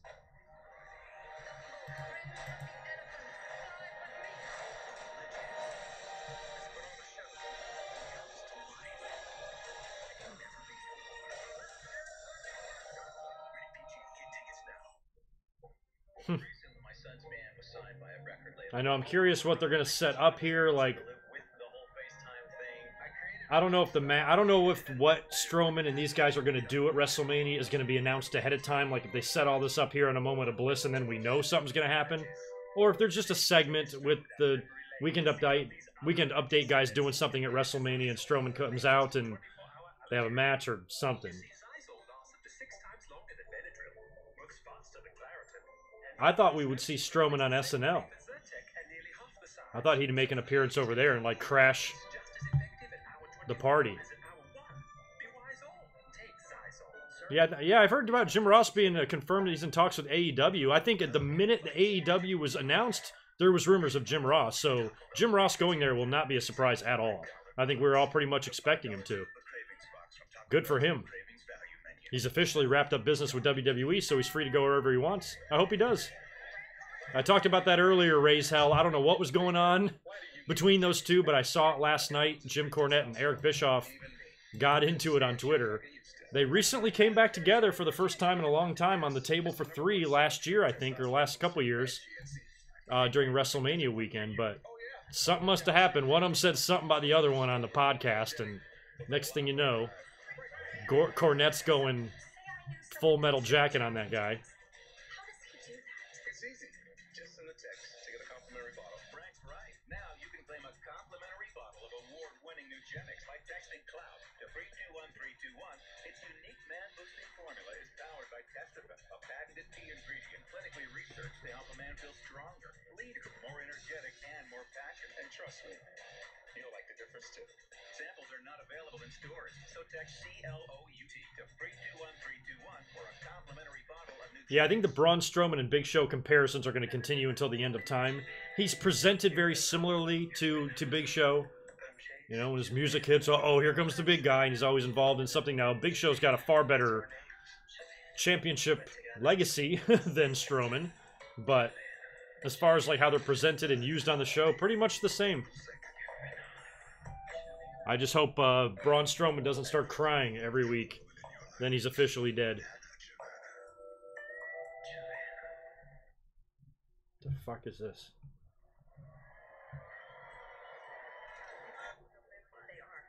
Excuse me, Bailey, Sasha. You know better than anyone else, the competition in the women's tag team division is really heating up right now. We've seen a ton of momentum from Beth Phoenix and Natalya. Unfortunately, just last week you lost to the Iconics on SmackDown Live. Oh yeah, that's right. The Iconics beat him. Your history with Nia Jax and Tamina has become very We said we would take on any team, any brand, any time. So if everybody wants to come for us, we'll take them all on at WrestleMania. Oh, so they haven't made this official yet? I thought they did.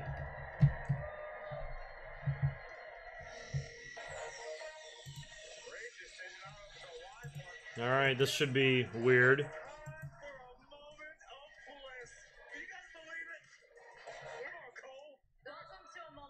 Girl, is your entire shirt spikes? That's awesome. I don't know what it is, but ever since I became the host of WrestleMania, the show just keeps getting better and better. I wouldn't say that, Alexa. For the first time ever, the women of WWE will main event. That is just incredible, and am I good or what? Yeah, it's all because of you. But I will say, I'm a little bit of a crossroads right now because I am less than 2 weeks away from one of the greatest moments of my career, hosting WrestleMania, and I feel like that moment and my reputation is in jeopardy because of the issues going on between my guests tonight. Let's take a look. You know, I'm not really scared of any of these guys, right?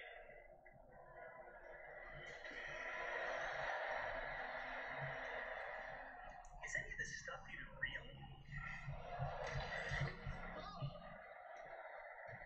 No, I don't think Alexa's going to do that. I think Asuka already has an opponent, right? Isn't she working with Dear Mr. Strowman, Mandy and Sonya in a triple threat? the cast of Saturday Night Live and I got you this brand new car. See you at WrestleMania, your pal, Colin. Oh, I know what it is. I think she's wrestling the two of them maybe tomorrow in a triple threat. I forgot what the hell's going on with them. Fatal 4-Way. That's what it is. Asuka's going to have an opponent. It's going to be the winner of the Fatal 4-Way. Okay. I'm seeing it now.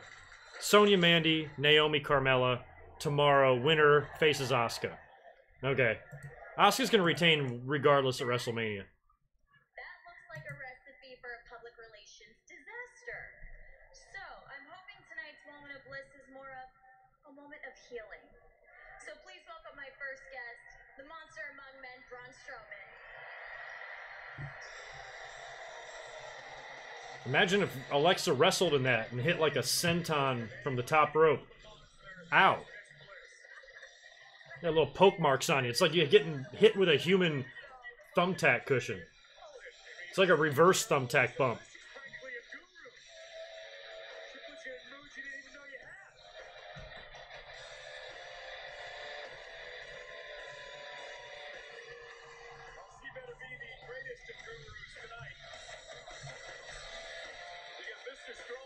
No, I don't think Mandy's going to win at WrestleMania. Asuka's not dropping the belt, man.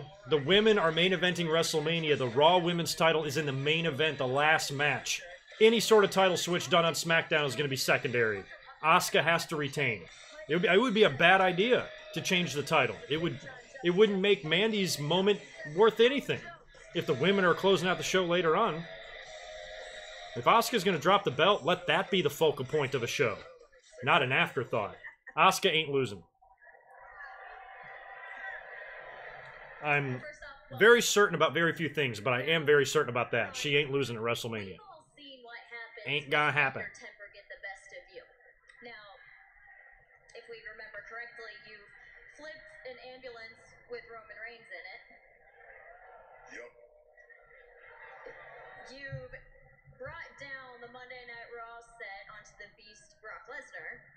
Oh yeah, Alexa, there's definitely worse looking people in this world. That's Let's faux not show. forget you've completely destroyed Mr. McMahon's limousine.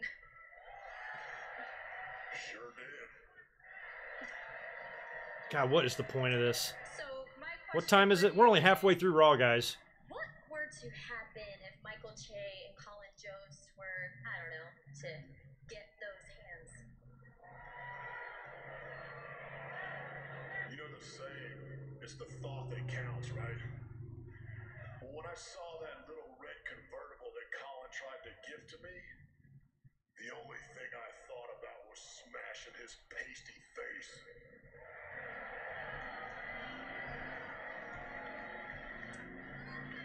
A little intense, but you know what, Ron, thank you for sharing your feelings, because that is the first step in the healing process.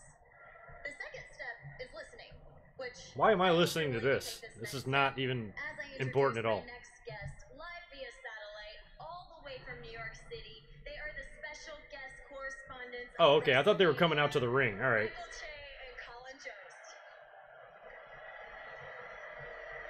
So that was recorded on Saturday, right? Hey, Braun. You're looking well. You're looking well. Listen, guys, last time we were on Raw in Philly, and I made a dumb mistake, and I put on a Mets hat. But don't worry, I've learned my lesson, and tonight I'm not going to put on a Mets hat.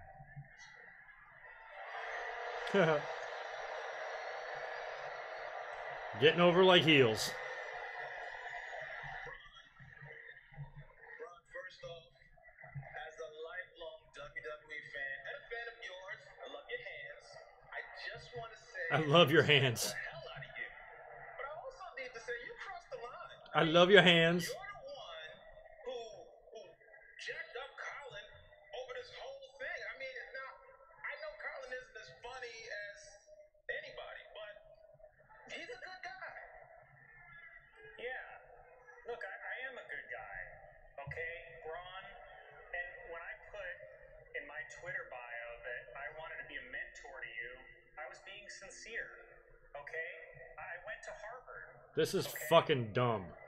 My parents paid millions of dollars to get me on the women's cross And I like Weekend Update, but it doesn't cross over well with wrestling at all. that there are few things I can teach a monster like you. I'm the same age as Saturday Night Live. That is crazy. Or how to read a newspaper. Or how to do your taxes. Actually, I need help doing that. And look, Braun, I know you're a big, tough guy. You're probably, what, 5'11", 180 pounds? But don't you think we can handle this like adults? You're not helping, man.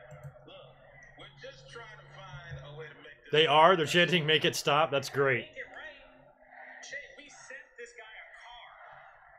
Let me ask you this. That's Braun. awesome. Have you ever considered therapy? Catherine, perfect timing, girl. Look. Make it stop. This is great. Thank you, Boston. All I'm asking, Braun, is that you pay me back for the car you destroyed, plus interest, and that you get me an autograph from my favorite wrestler, Brock Lesnar.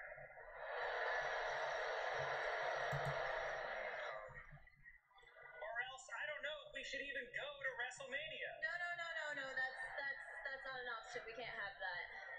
We can't have that. You know what, you guys might be right. I might have an idea. Michael, you went to Instagram the other week and said that somebody needed to take care of this. Whether it be emotionally, financially, or physically. I choose option number 3. You want to make this right? Then Colin, you'll enter the Andre the Giant Memorial Battle Royal at WrestleMania. Oh, he's gonna put him in the battle. Oh God, if they win the battle royal. Wait a minute. No way, that's insane. What are you talking Hey, about? listen, smart guy. You either enter the battle royal where you can hide behind other WWE superstars, or you hang around backstage with Michael, and I'll find you and take care of you two when you're all alone. He's not serious, right? Oh, wait, Brian. You got yourself a deal. Colin's in. Oh Lord, so they're putting Colin in the battle royal with Strowman. Catherine, Elias was out there hanging out in Times Square. You should have stopped by. But if Braun catches us backstage at Mania, ain't gonna be no chance that something definitely bad's gonna happen to you. It's a great idea, Braun. Colin will compete in the Battle Royal, and I guess I'll just have to solo guest correspond or something like that, you know? No. All right, Shay, you're the big WWE super fan. Are they gonna put them both in there? In the Battle Royal, so are you. Shay's in too. God, they're gonna be the last 2 in there. Shay's in too. Shay's in too. Why don't... If they win, why don't you drive to Andre the Giant's ranch in North Carolina, find the tree that they scattered his ashes under, and take a shit on it. I can't sacrifice 2 talented, funny comedians just for your own amusement and bloodlust. Bloodlust. I'm just kidding. I can totally make that happen. Ladies and gentlemen, it is official. Why can the host make matches? Are in the Andre the Giant It's making no sense. Royal at WrestleMania. And if you two decide to be cowards and not show up at WrestleMania, you'll wander the streets of New York City for the rest of your lives, wondering when you're gonna get these hands. I'm pretty sure those 2 guys don't wander the streets, Braun Strowman. Whatever they're doing, they know you're not around.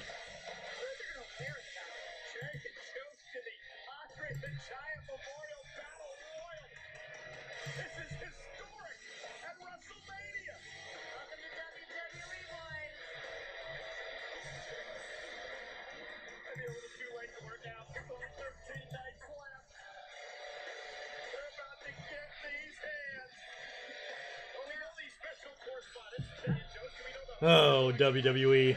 Sometimes you're so funny. I'm so glad we have each other. If I was sitting on my couch right now and I was not streaming with 300 people, I'd be having a little bleach cocktail right now. Actually, bad joke to make right now, but... Hey, look, Catherine, Elias is back. He's in the rain. Bro, aren't you cold? Silk is not that great of an insulator.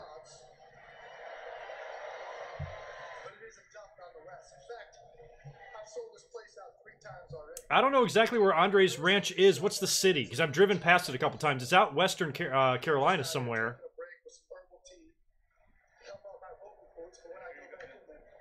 He has a lot of land. They put money in his tea.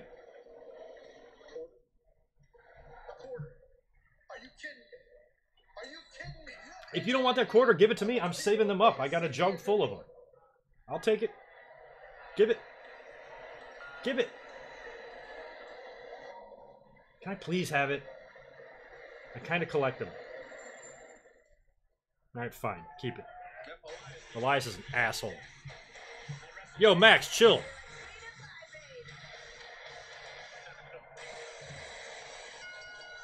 Oh, God. My music sucks so bad. Oh, Baron Corbin.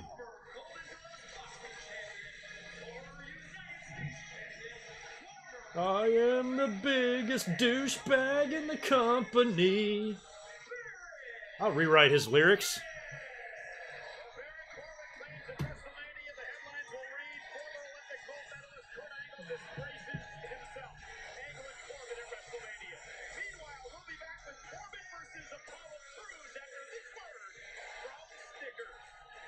Oh, good. Apollo versus Baron Corbin. I cannot wait for this tag team match tonight. The glorious tag team, Gable and Rude. Why do I collect? I don't collect them. I just save them. I put them in a big ass jug.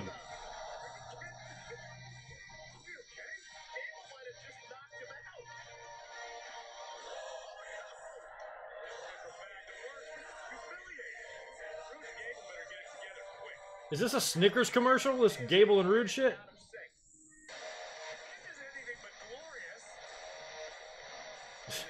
You're not glorious when you're hungry.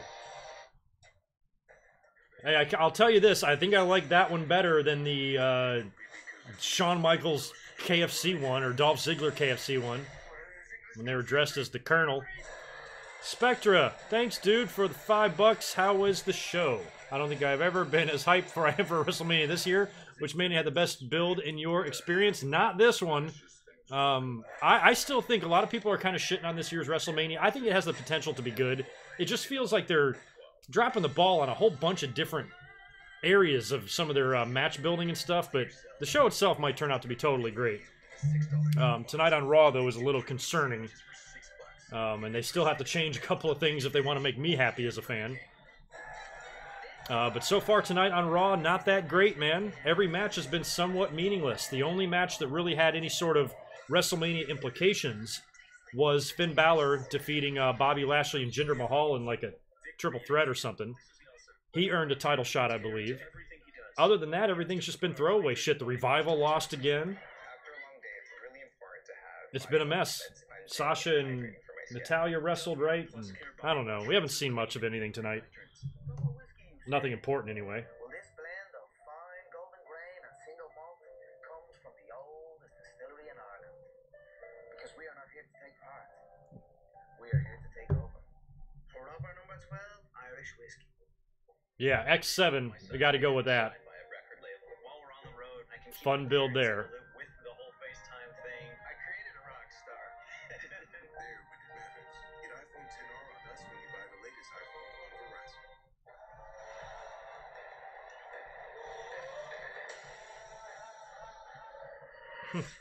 All right, Joseph, we got your back, man. Don't worry, we have not really seen much this year, or this week. McIntyre came out and challenged Roman. Roman accepted. They had a little fight. McIntyre's going to work with Ambrose now, probably in the main event, a last man standing match. Could be good, I guess, but still, like, this Raw is trash.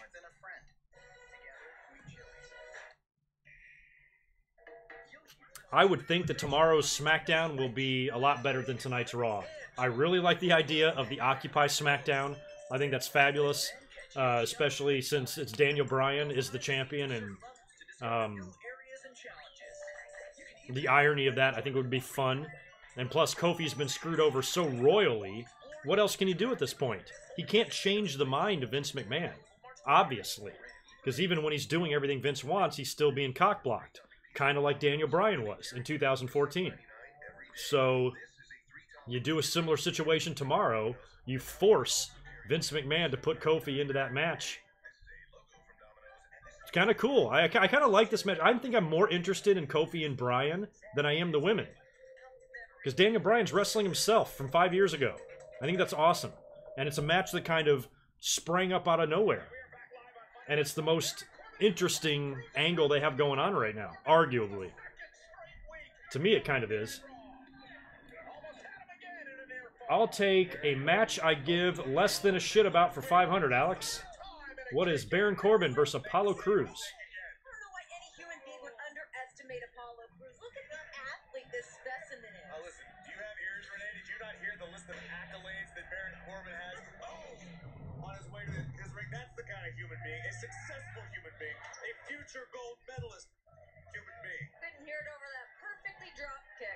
Apollo Crews moonsault off the apron, takes out Corbin. Corbin who faces Kurt Angle. And Kurt Angle's final match in WWE in 2 weeks at WrestleMania. Crews locked into the post.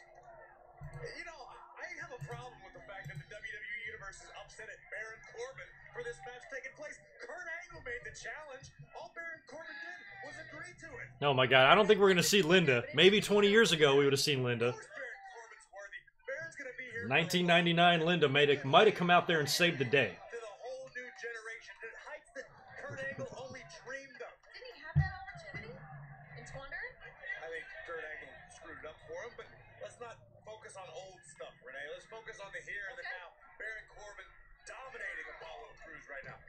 Yeah, Corbin was embarrassed last week after losing to Crews. Gonna punish him here.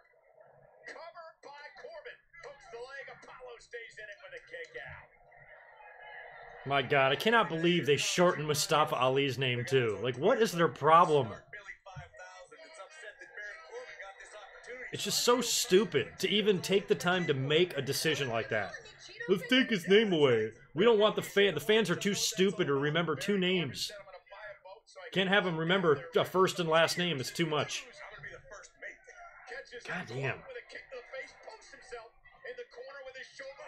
This company, man. And now Apollo Crews has Baron Corbin where he wants. Stop yelling at me, Michael Cole. Something about this. For the second straight week, Crews looking to take out Corbin. Later on his own, Corbin kicks out at 2 a near fall. Well, Baron Corbin, to your point, Corey, better do something about this. He was bragging earlier on how Kurt Angle is going to be embarrassed at WrestleMania. That guy knows how to do is run his mouth. Corbin may be embarrassed for the second straight week on Monday Night Raw. Crews lands on his feet. Corbin caught it. What if Daniel Bryan beats Kofi in 18 seconds? No, he won't. I don't think so. Previous statements. Corbin with the victory. It'd be funny if that was reversed, though. What if Kofi Kingston beat Daniel Bryan in 18 seconds? That would be ironic as hell, too, wouldn't it? The first time it happened to Daniel Bryan, the fans lost their shit and damn near burned down WWE headquarters. If it happens again, I think the fans would cheer it. It's a good idea. I don't want to see an 18-second match, though. I want to see Kofi have the moment. But I'll tell you what, Sonny. It would add to the irony. Oh, Baron Corbin won. If you order cheese sticks, you won't get them. Oh. Another end of days. I got a shit ton of retweets on something I sent to Kayfabe News when they were talking about the retirement match. Is Corbin gonna say, like, I'm sorry, I love you, and then hit his finisher on Kurt? And then kiss him? Oh my god. Alright, WWE, you better change this shit by next week, or I'm gonna have a serious issue.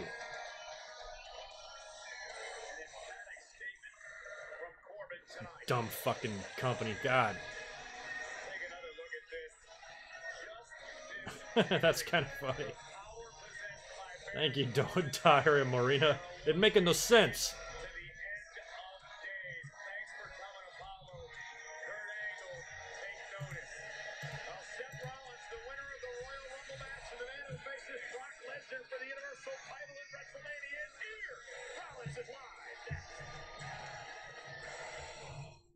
Jeremy Hunt, add the word yet to your chat, and I will agree with you.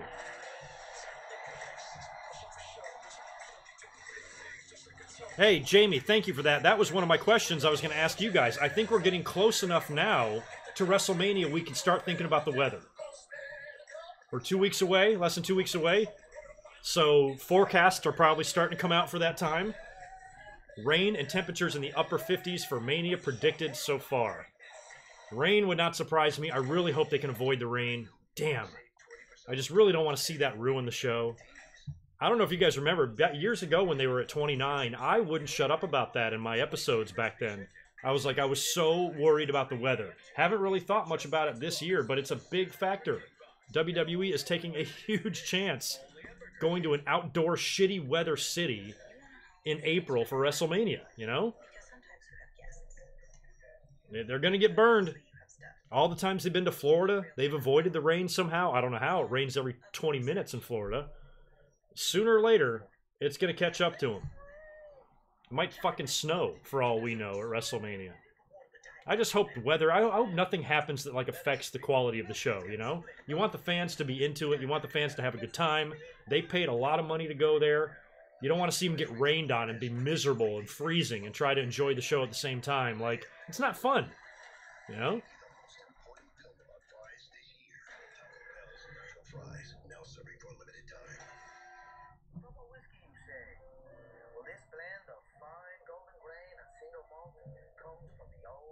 Conor McGregor, I hate you. I would never say that to your face because I am kind of addicted to breathing.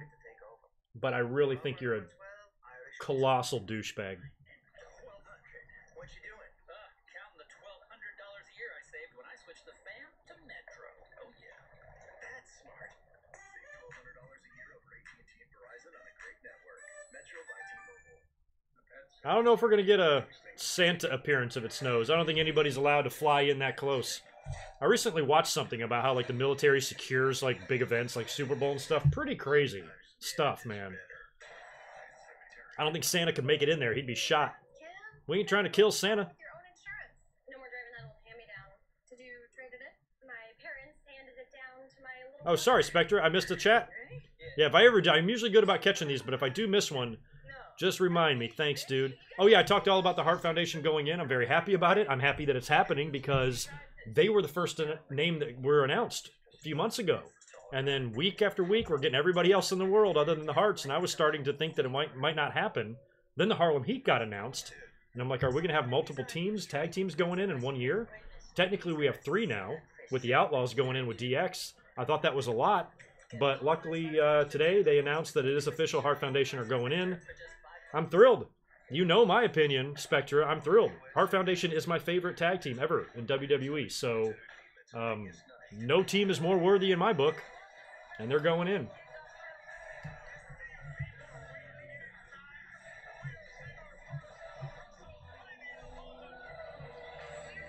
Yeah, they had heaters built in last time into the ring post. I'm sure they're going to do that again. I'm not so concerned with the heat. I know that's manageable. They can make heaters and build the ring and make it warm and all of that. I'm just talking about weather, like rain, snow, anything that's going to fuck up the quality of the event.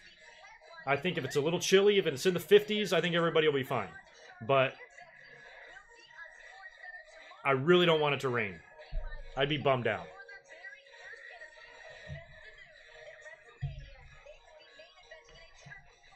Well, these 3 women would kick off Monday Night Raw tonight in a beat-the-clock challenge. Of course, Ronda Rousey, the first match, would set the pace for Becky Lynch and Charlotte Flair later on.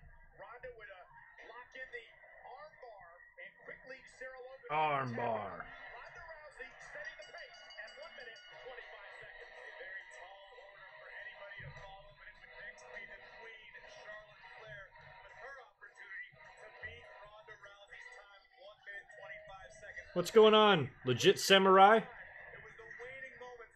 Charlotte Flair would finally lock in the figure 8 submission, but Ruby Riott would hang on. I didn't know about the heated mat. The mat was heated at 29?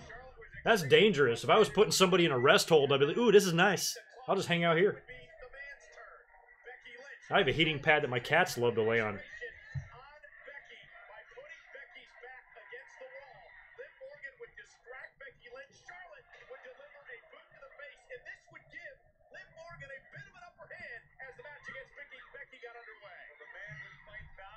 All right, they're rehashing the beat the clock for some reason.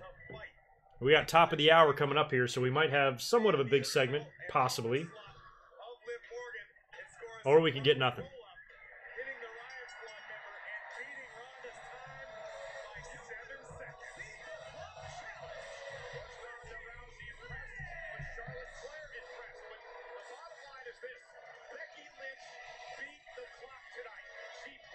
She beat the clock. Who cares? Means nothing. Completely meaningless in the scheme of things. Like, the fans are going to be like, oh, Becky's going to win the belt now. She beat the clock. Like, what the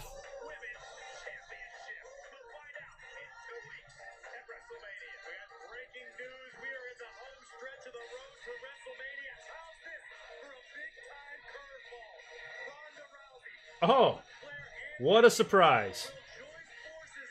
You can't have a wrestler, you can't have any pay-per-view build without putting opponents in a tag team together. 6-man, 6-woman next week. Becky, Ronda, or Charlotte versus the Riot Squad. All right. I thought they would do a contract signing, but whatevs. You know what I'd do? I'd give Riot Squad the victory. How the hell are the three of them going to be functional?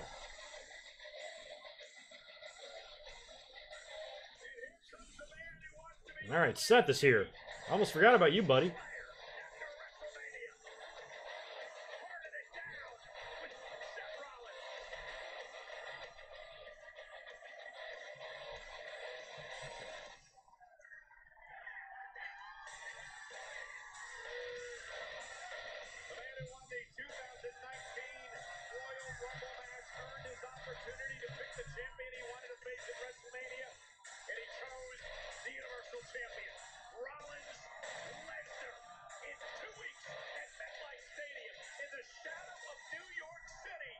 Do they beat Brock and take the belt off of Brock in a match that's not the main event of a pay-per-view?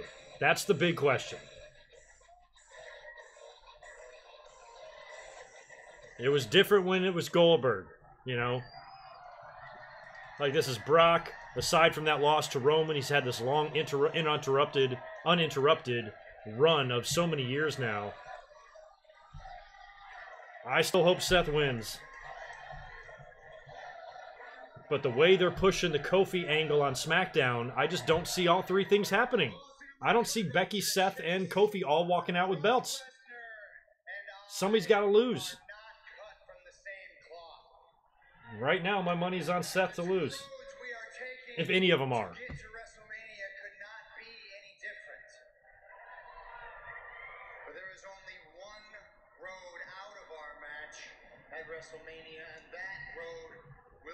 Jeremy, I don't think it confirms it, but it makes you speculate. Speculate. It's a word. And that's either going to be me or that's going to be Brock Lesnar.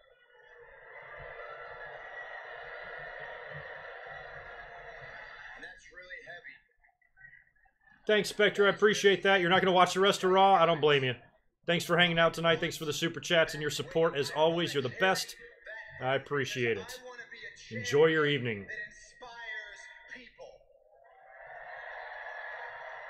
I was a kid watching WWE, the champions that inspired me were guys like the Heartbreak Kid Shawn Michaels and Bret the Hitman Hart, the Nature Boy Ric Flair, hell, Triple H, even John Cena inspires people.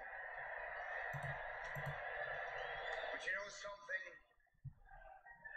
Brock Lesnar does not inspire people. Yeah, I kind of thought Seth would be the one to win the belt. Daniel Bryan would be the one to retain. But given the way the Kofi Kingston storyline is progressing, I feel like you got to give him the belt at this point. And I've known how important it was to me for a long time. I've wanted this for a long, long time. But up until recently, you're just jamming a stick up this poor guy's ass week after week. You got to give him the moment at the end, you know.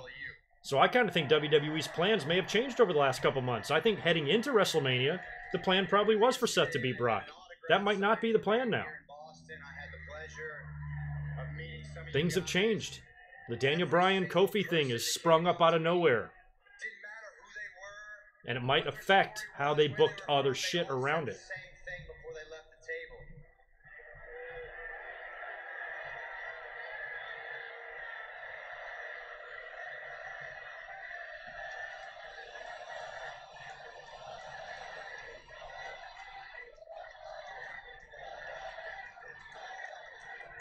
Something like that. They said, please, Seth, please beat Brock Lesnar at WrestleMania.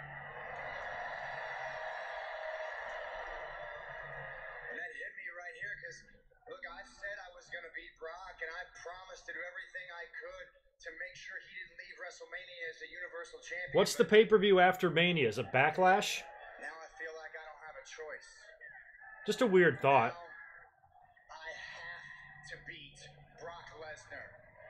Maybe have Brock win at WrestleMania, but do a rematch. Don't wait till SummerSlam. Do it right away. I think Backlash would be a weird pay-per-view for Brock to defend a title on, but if WrestleMania is going to be so centered around Becky and Kofi, have Brock pull some shit, have Seth have him beat, and Brock gets lucky. Seth comes out on Raw, demands I'm not leaving this ring until you come. Oh, they could do it on the next night of Raw. There you go. Seth, I'm sorry to not care about your promo. I'd like to see that. I'd like to see Brock pull some shit, score some bullshit victory over Seth. Seth's so mad the next night on Raw. Calls out Brock, does everything he can to goad him into a title shot, calls him a pussy, just insults him, gets Brock to agree to an impromptu match on Raw for the belt, and Seth wins the title to close the show the night after WrestleMania. Just a thought. Oh, that's your name. I thought it was Rick Johnson. Thanks for telling me.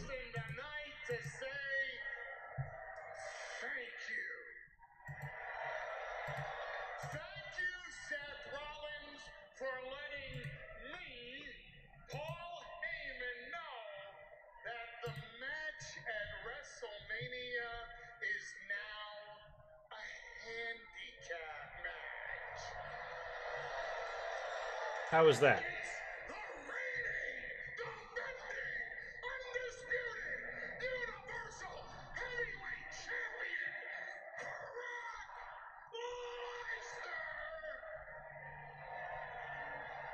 Versus Seth Rollins and the entire WWE. Yeah, he wasn't going to really make it a handicap match. Who would they add?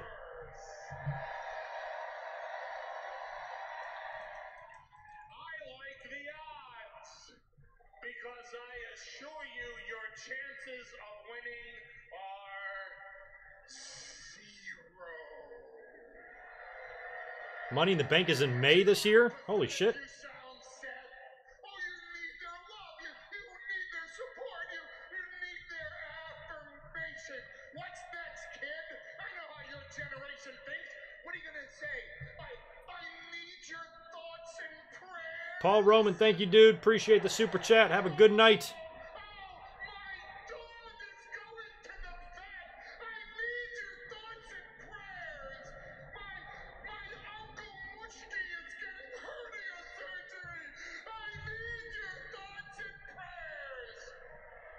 Paul Heyman, what are you talking about? I'm taking a picture of my cat right now because he's on the couch doing something funny.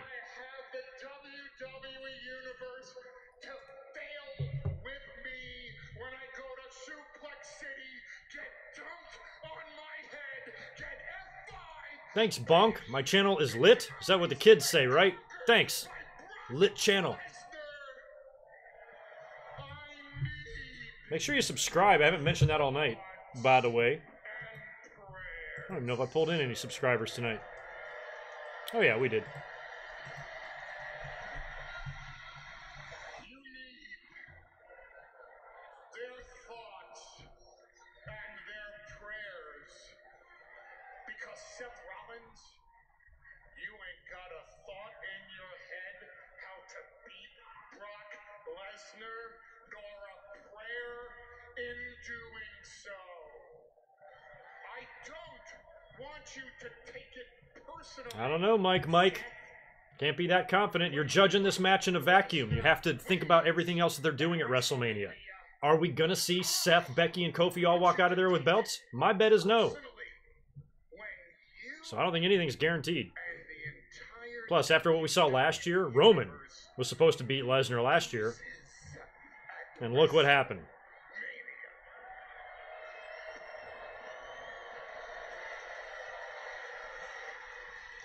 What, is Seth going to attack? Is Paul Heyman going to take a curb stomp? Oh, God! He falls. I'm an advocate. Every time he gets threatened, he's an advocate. I'm just an advocate. If somebody gigantic tries to kill me, I'm just going to get down and be like, I'm just an advocate. You got it all wrong. Don't stop me. I'm asking for thoughts and prayers. I'm here to answer them.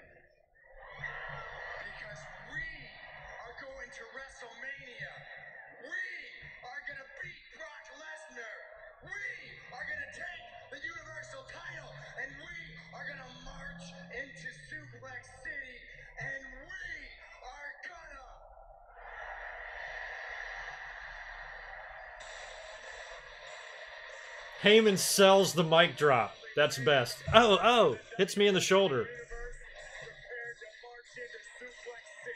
You look like you're sitting on the floor in kindergarten.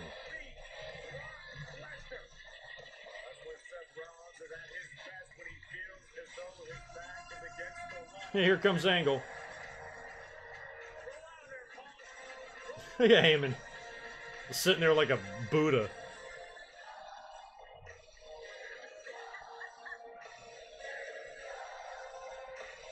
You suck. I remember one time when Paul Heyman introduced Kurt Angle as the new member of ECW right before he left, remember?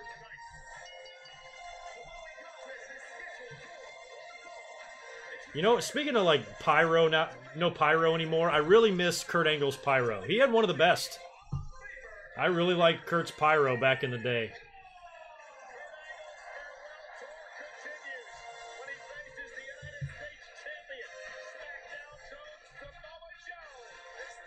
Angle versus Joe. Pretty crazy.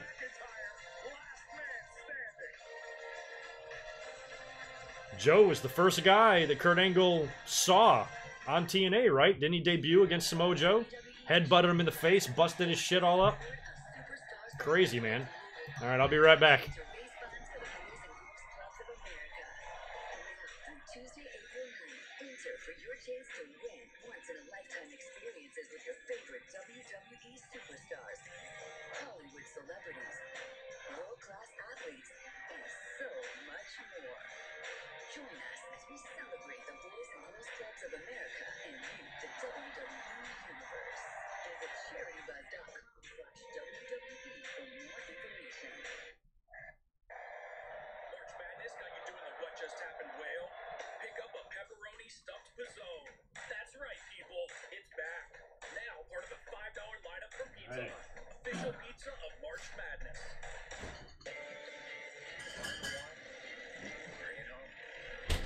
Alrighty.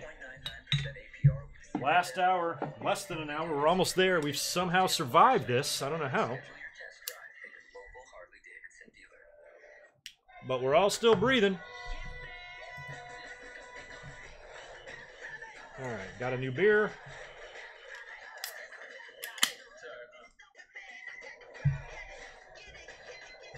What'd I miss?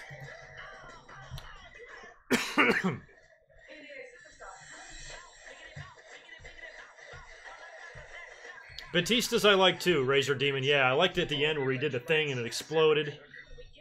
Excellent timing. Edge I liked. I liked everybody's pyro, but Kurt's I just especially liked. I can keep my parents in the loop with the whole FaceTime thing. I created a rock star. There when it matters. Get iPhone 10R on us when you buy the latest iPhone on Verizon. Little Caesar's hot and ready lunch combo is now $4 instead of $5. 4 slices of deep dish pepperoni. The funny thing is, I'm trying to remember. I want to say the first wrestler to have pyro Look, isn't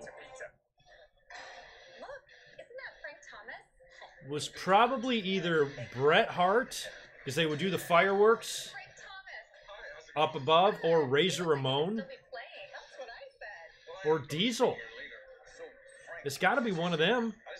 Like the first guys to have pyro as a part of their entrance. And Bret didn't always have it. Bret didn't have it. I don't think Bret got the fireworks every time. He just got them for like pay-per-views and shit. So it was probably Razor or Diesel had the first ever like pyro effect. I'm trying to remember. Yeah, thinking back to the early 90s, man. It was just guys like that. As far as pyro is a part of their entrance.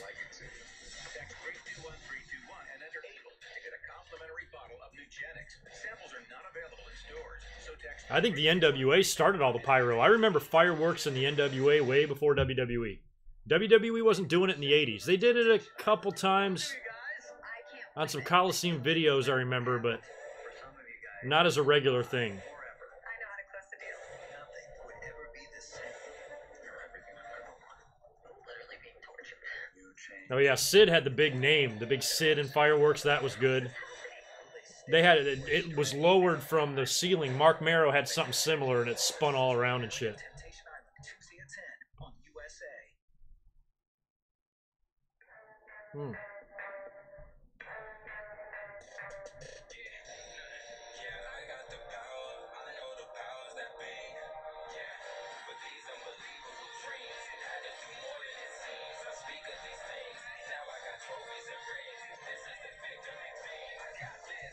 Zane, thank you, buddy. Appreciate that 10 bucks, man. Very generous of you. This is a first for me doing a super chat. Well, thank you. With Rob Gronkowski retiring from the NFL, do you see him making an appearance at WrestleMania? Keep up the good work. I don't know if he shows up at this one. He might. I definitely think he's coming into the company in some capacity. I almost think that it might be a year until we see him. But maybe not. They might want to bring him in right away. But he was just there a couple years ago. He got involved in that Battle Royal. So if he wants to, if he's completely free to do whatever he wants now that he's retired, he could show up as early as WrestleMania. But I guess he'll report to the Performance Center, train for a year, and then maybe at next year's WrestleMania, he debuts or something. Rob Gronkowski, Mojo Rawley winning the tag titles or something. My God, can you imagine? All right, here comes Joe. This will be interesting. Thanks for another $2, Joey G. 05 Angle versus 18 Omega, or 02 Lesnar versus 96 HBK. I'm gonna go Angle Omega.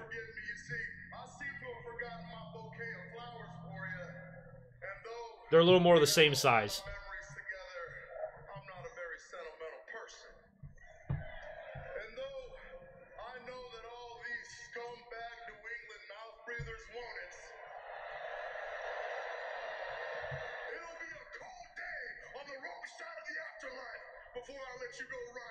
Good to see you back on Raw, Joe.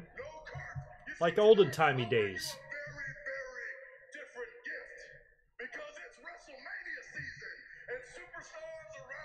I doubt Gronk will have a run in NXT. I think much like Ronda Rousey, he'll train at the Performance Center. He'll spend plenty of time down there. I don't think they're going to bother with him in NXT.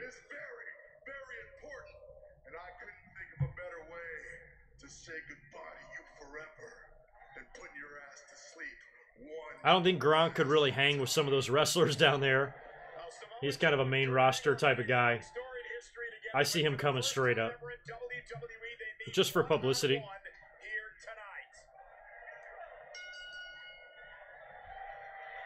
Yeah, the brand split makes no sense. I can tell. Ooh, look at that! The headbutt!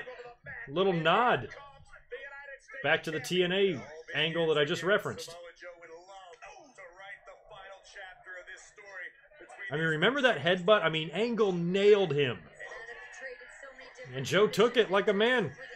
If Angle hit me with that same headbutt, I'd be in ICU for a year and a half. Joe shook it off like a fucking mosquito bite. Bad suplex. God, this is sad to watch. And Angle's got to work back-to-back shots. He's working tomorrow with Joe.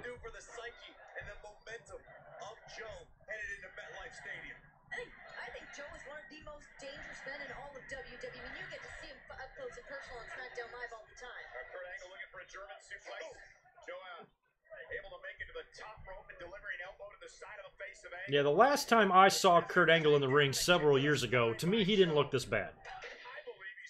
He's taking a shit ton of punishment, though, from Joe. He's laying him in.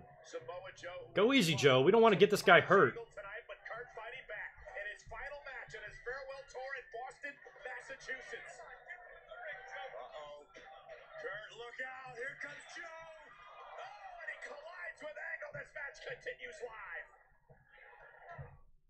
Everybody's still talking about all the guys that had pyro.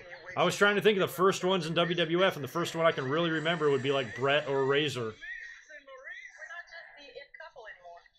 And then Diesel eventually. But prior to that,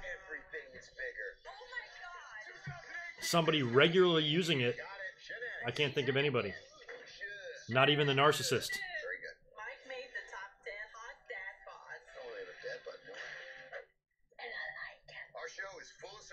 The Miz has a dad bod. Ew. This show is crazy looking.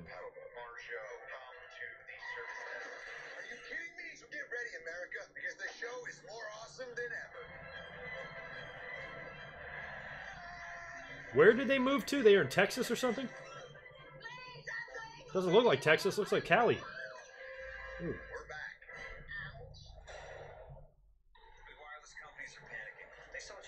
Angle is slower than Taker. Yeah, he more slower. Mo slow. He is. Taker's slow as shit too, man. Oh yeah, Kane's Pyro. The thing about Kane's Pyro, and most of you guys have been to WWE shows, and Kane's been wrestling for a long time. But I was at a ton of shows in the Attitude Era, and I remember I had plenty of shows where I was up close to that ring. And that shit was hot. You could feel it on your face. Like, it was no joke, man.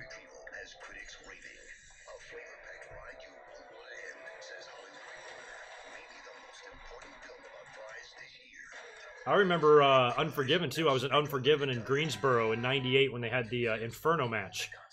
And that was hot as shit.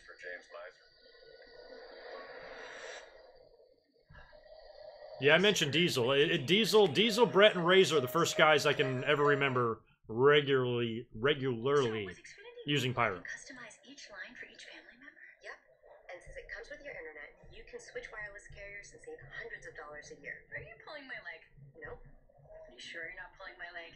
I think it's your dog. Amy Poehler, I would never pull your leg, girl. Good call. Customize each line and choose to pay by the gig or get unlimited. Do you guys sell other dogs? No, that's simple, easy, awesome. And since Xfinity Mobile comes with Xfinity Internet... Yeah, I thought they moved to Texas. That's what I thought. When you buy a new Samsung Galaxy. Click, call, or visit a store today. Austin, Texas. The purchase price you pay on a new or used Harley-Davidson Sportster model is the money you get back when you trade in before August 31st, 2020. Schedule your test drive at your local Harley-Davidson dealer. I hope we're having one hell of a rest hold right now with Kurt Angle and Joe during this commercial break. I just get nervous about Angle. He's got to work AJ tomorrow. Where do you guys know? Where is Raw next week? Like what city? I don't know if he does one more match or if they try to maybe set up Angle and John Cena. I'm not accepting this yet. I'm not letting it into my heart. I refuse. I will resist this to the very end. I'm not going to believe that it's going to be Angle and Corbin until the match is over.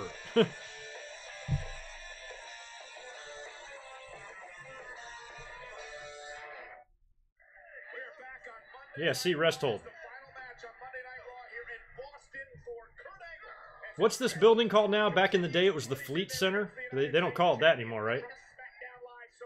Maybe something else. The Wicked Good Arena Center. The Lobster Roll Arena.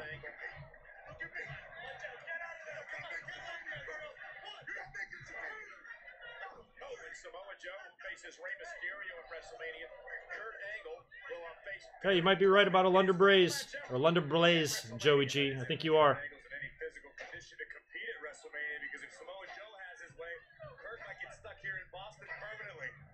First time these men have ever met in WWE, and Samoa Joe having his way right now. Oh yeah, TD Garden. That's what it's called.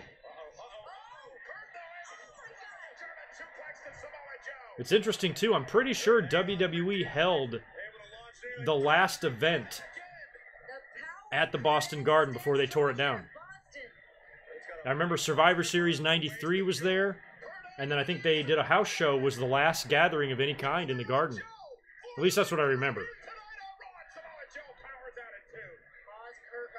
Because WWE, man, that was a regular stop. They would hit the Boston Garden, the Spectrum, MSG, of course. My stream thinks I'm not watching anymore, but I am. But yeah, there's a lot of good WWE matches from the Garden. I've got a great match on tape of Bret Hart versus Ricky the Dragon Steamboat from Boston Garden. Tiny ass little building with no air conditioning.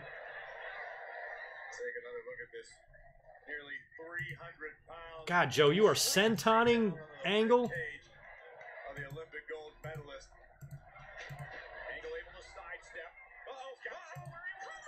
Angle slam. Is he going to beat him? Joe kicks out. Raw's in DC. SmackDown in Baltimore. Got it. Thank you.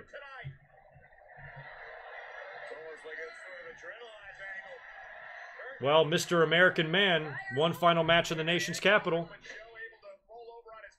Might work. Who would he work with next week? Maybe Shelton Benjamin? So, hey, Raw's in DC. Is Batista's got to be on the show next week, right?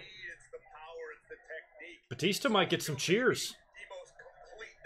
He actually might get some cheers. They probably should have brought him out tonight.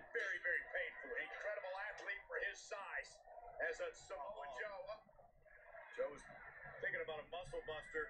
These two so familiar with one another. Missile drop kick. Yeah, Kane got Pete Rose a couple times. I saw Pete Rose get tombstoned live and in person the very next year in Philly. He was dressed as the chicken or whatever. Oh my God. Wow, did you see WWE bleeped out Kurt calling the spot?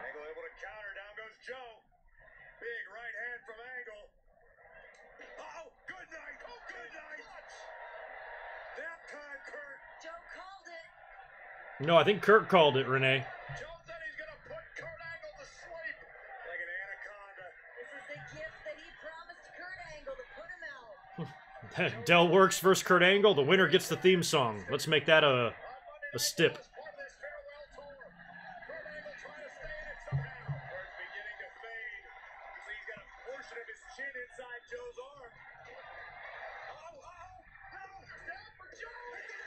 Angle beat him.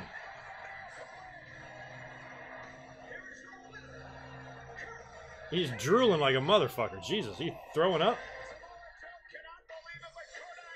They must have a time delay, because I don't know what your TVs did, but when Kurt Angle was clearly calling that spot in the ring, it got completely silent. It's like Kevin Dunn had his finger on the button. The bastard.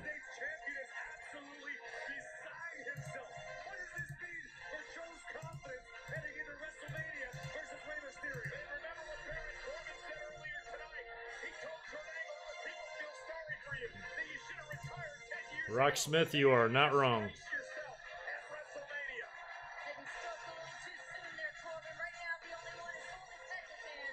I don't know. I don't believe the clause in the movie contract. Cena was set to work with Lars Sullivan. That all fell through. I don't think anything's keeping from Cena from wrestling. He's not The Rock yet. He ain't got there yet, G-Berg. So you may have read that. It may even be legit. I don't know for sure. It just doesn't sound right to me. I'm not buying into that.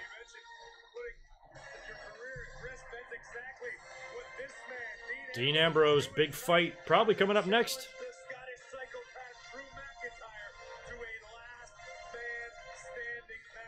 Yeah, we got Samoa Joe and Ray, huh? So forget about Ray and Andrade. I thought it was going to be them. Looks like we're going to get Joe and Ray for the title. Kickoff match, very possible. Oh, Triple H is coming out? I thought they were just not going to address this at all this week.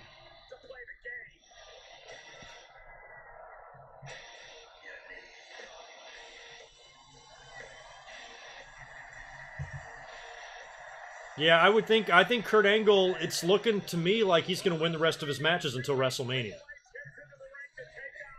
Or if he faces Corbin, he's going to win all of his matches until he retires. But if he beat Joe here, then yeah, he might get a victory over AJ.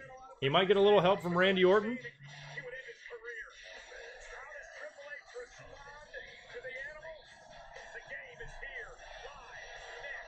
All right.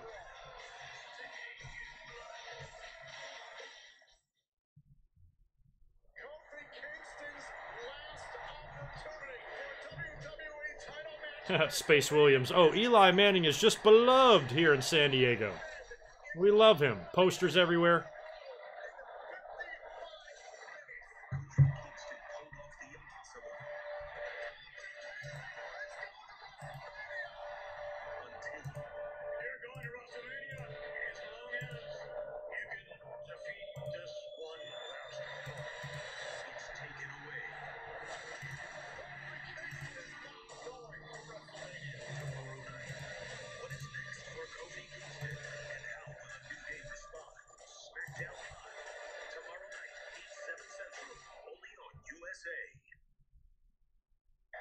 Ooh, EC3 versus Kurt Angle. That could work.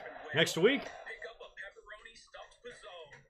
I know, I like how Triple H is coming out to option B of his theme song list.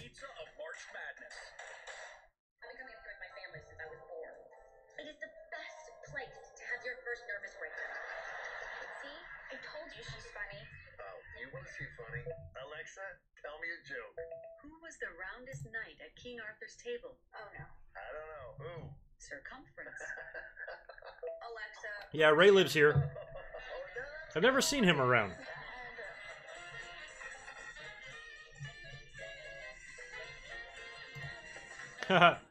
Listen to this dumb fuck. Jacob David, Attitude Era Kid, tweets me. Do you ever shut up during promos in your streams? Oh yeah, because we wouldn't want to miss this great writing. This compelling, scripted, beautiful promos that are spoken every week. God forbid we miss a couple words of that. How entertaining they are. You dumb bastard. You and your 17 followers, go piss up a rope.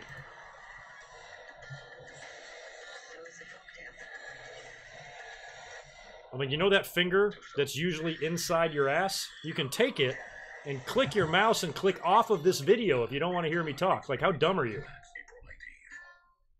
And wash off your mouse when you're done, you dirty bastard. Switch.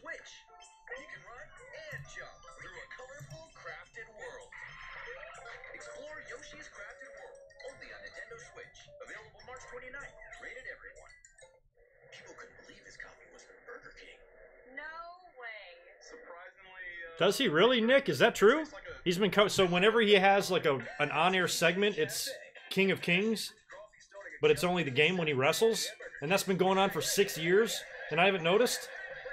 Huh. That makes perfect sense that I didn't notice, because that's the exact type of shit I wouldn't notice. Wow. So did Nugenics really work? Yes. It's the #1 selling free testosterone booster at GNC. Like, if I'm watching something that I find annoying, I shut it off. Like, what a dumbass. So, say I knew someone who should try Nugenics. How does he do that? It's easy. Just send a text to get a complimentary bottle. Frank's right. Now you can claim a complimentary bottle of award-winning Nugenics by texting. Hold up, what happens with someone's finger? I don't know, our old friend, what's his name? I forgot his name already.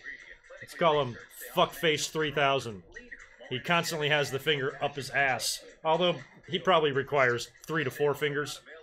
So he better wash them all. Because that's unsanitary.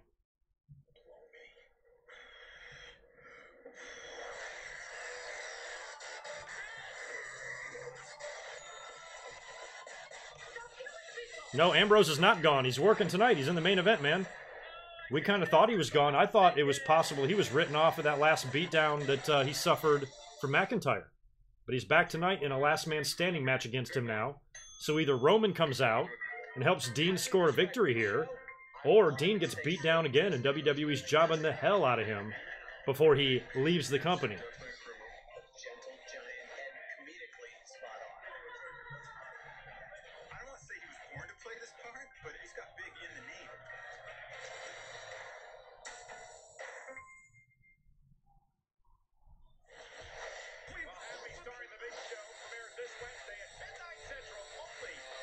Boston.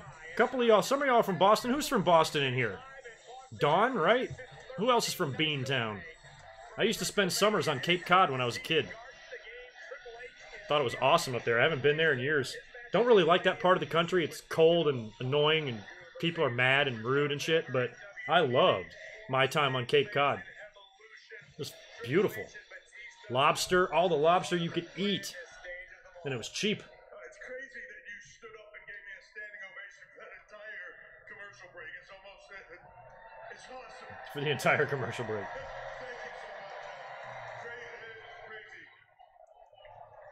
First things first. Triple H beat Owen Hart in that building. Congratulations to Becky Lynch, Charlotte Flair, and Ronda Rousey on being the main event at this year's WrestleMania. That's historic, and not only congratulations to them, but every woman standing. I mean, sometimes WWE makes a bigger deal out of things than they really are. But that's a big deal for the women to main event. That's no joke, man. We should all be proud of it. Congratulations to every single one of them, because this was not given, it was earned. Yeah, you would have told me this 10 years ago, I would have said, hell fucking no. We'll never see that. And we're seeing it. That's the kind of thing that makes me happy, you know. Other things make me happy, like coming out here and realizing this, You this pull out a gun? microphone is dry. And not these tech guys tried to trick me and give me the one Batista spit all over 2 weeks ago. I mentioned that in my podcast. Some things don't make me happy. That's like, wonderful. Like this. What are you trying to pull out of your pocket? Hold on, it's buried in my pocket. Come on, just wiggle it out. I'm doing the job for the envelope. Oh, here it is. All right. This doesn't make me happy. This is a letter. Spatista, there you go. Batista's lawyer. This letter states that Dave Batista will not be competing at WrestleMania this year. Oh, he's not? Unless I agree to yet one more stipulation. Now, this letter for the stipulation goes all over the place. Oh yeah, I know Bubbinator, but not for $3 a pound, you can't. Dave talks about a lot of things. He talks about his recent realization that I started Evolution as a way to protect my own assets and keep the world title around my waist longer. Really, Dave? You just figured that one out now, 13 years later, huh? Dave apparently had a big week. He realized that, and that the moon is not made of cheese. So Yes, it is Triple H. Everybody knows that. He also believes that Evolution did nothing for his career, but yet when he walked in Evolution, he was the deacon, carrying around a collection plate and following Devon Dudley around. But yet when he left Evolution, he was the world heavyweight champion. He also believes that my obsession with him prevented him, after he left Evolution, from having a meaningful career. But yet 6 world championships later, he only quit when he realized he just couldn't beat John Cena. Are we going to get Batista on satellite here, or is this just going to be Triple H? Obsession with him prevented him from coming back here after he quit. No, Ruben, I ain't scared of nothing. Second time, my obsession prevented him from coming back because I refused to return his phone calls.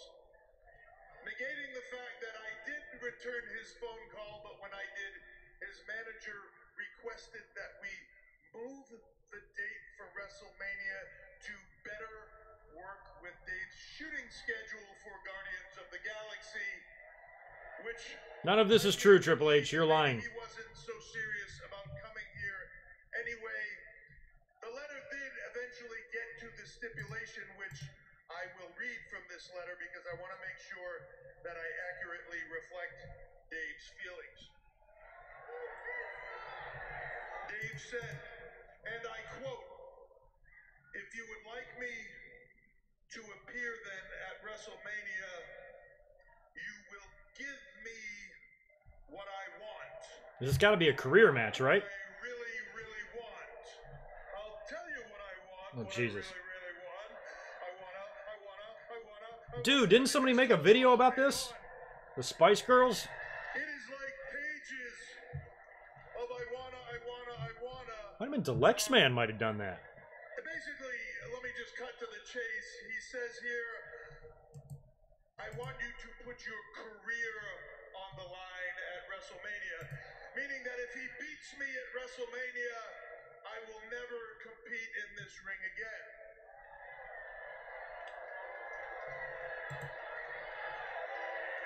Dave, you beat up a 70-year-old man 1 year after being on his deathbed.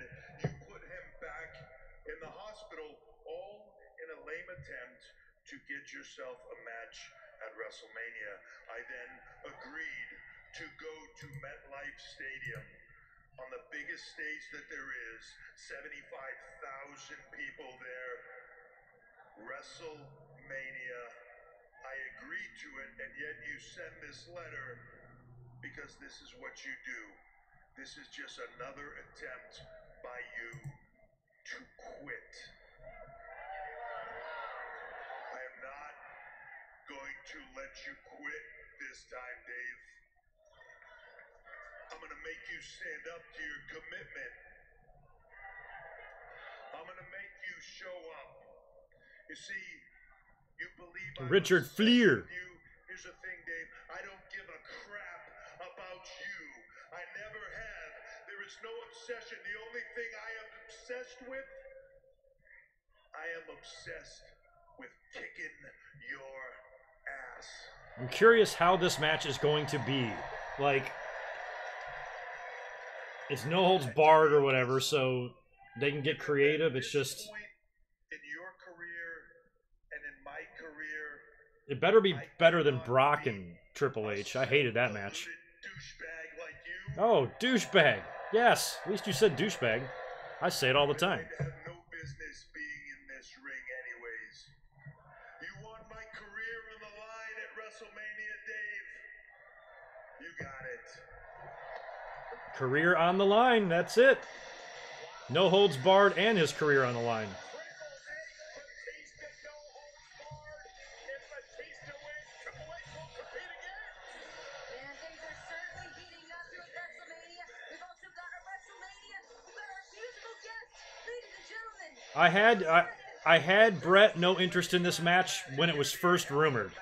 I didn't think it was going to be anything good, but I liked the way they reintroduced Batista. I thought that was good, and I think what they've done so far is okay. So I'm not totally against it, but at first I didn't like it. I just don't think the match is going to be very good, but we'll see. Elias is making a shit ton of money. Greatest city in the world. I mean, simply because I'm here. But at WrestleMania, when I give You guys picked a hell of a night to film this. for this city in the world, there will be no doubt that there is one universal truth. Huh. You can't just leave money laying out, dude. That's okay because I'll make a lot more than that at WrestleMania. I didn't think they were going to do a career on the line because of Kurt Angle. You're right, new one. I am surprised about that. Left in anyone's mind. 2 potential career matches.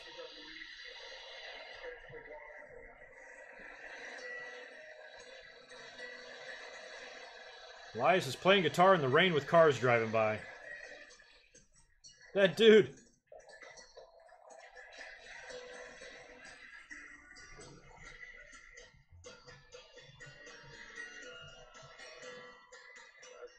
That was dumb.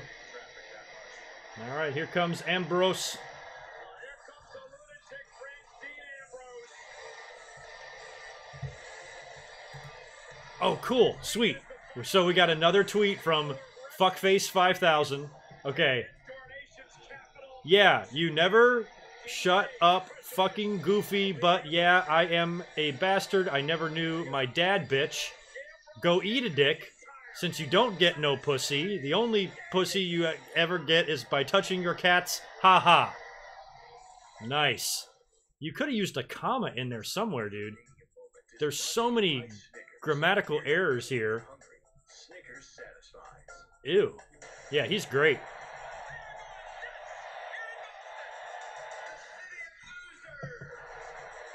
I'm just going to call you Four Fingers, because we know that's how many it takes. I'll go ahead. I don't block many people, but since he was too stupid to actually respond to one of my tweets so people actually see his, he just tweeted me directly, and because he has negative 17 followers, nobody will see it, so I'll block him now so he can never get exposure. I just call him Fuckface3000 or 5,000. Let's make it 3,000. He's not as good enough for 5,000. Excellent vocabulary. Sounds super intelligent. So what if these aren't your shrimp? That's the price you pay for greatness. He's got a sad fish sandwich. Trade you. Get Popeye's Shane Artificial Dawson Fish style. Robots with 8 And somebody else. Who was it? Oh my god, there's another YouTuber. Might have been JD. He was dealing with something like that too. Somebody was making comments about him and his cats. I'm surprised nobody's attacked me about mine. I show Bubs sometimes on camera. I love that if like you have cats, automatic like that's what fans think all of a sudden. Well, that's what people think. Oh, he's poking his cats. And I don't know. I don't even know who Shane Dawson really is. I know he's a big YouTuber, but I don't watch his videos or know anything about him. I just saw some tweet with him. He's like, I don't fuck my cat. I'm like, what is going on in this world? Why are people being accused of being cat fuckers?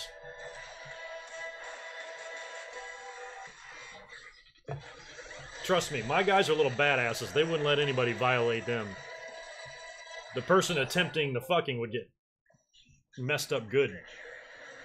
Even my 6-year-old, who I thought his claws are such needles, like they were just so sharp when he was a baby. I thought he would like grow out of that and they would dull out. They're razor blades. Even when he's playing with me, he can nick me, and it's just like, God. So yeah, there's nobody's messing with my guys.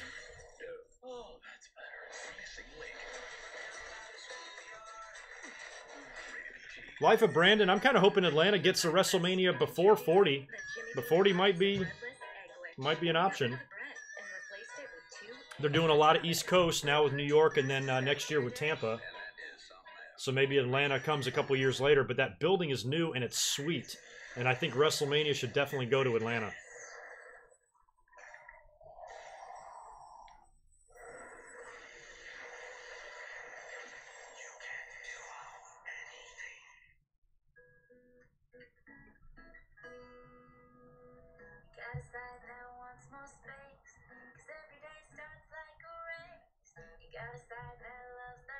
Yeah, Aaron. Yeah, you're right. By the time we come back from commercial here, what are we looking at? 10 minutes after McIntyre makes his entrance? Makes me think that we might get Roman coming out and interfering. I saw about Bundy's cats. That was a sad story, man. He had a bunch of them. And now they all need new homes, you know? I hate when that happens to animals. They live their whole life one way and then snap of a finger, it's all over, and they got to go to a whole new home. I'm about to go out of town. I got 2 trips to make. I got to go to Denver and Hawaii back to back in the span of 2 weeks. And I'm just worried about stressing these little guys out. They're like, yo, where'd that big bald dude go? We like him. This moment worth saving is presented by Progressive. Drivers who switch to Progressive can save an average. That new building in Minnesota is sweet, man. They'll get one too. I think Minnesota and Atlanta, LA are all going to land it soon. Vegas probably as well. They should return to Levi Stadium. They should return to Arizona. Probably return to Dallas, Houston. Everywhere with a dome. Lucas Oil in Indianapolis, I think could get one. Ford Field in Detroit. This is a moment worth saving. Greg must be loads. Oh, loaded. Loaded? Like drunk? No. I got work to do tonight.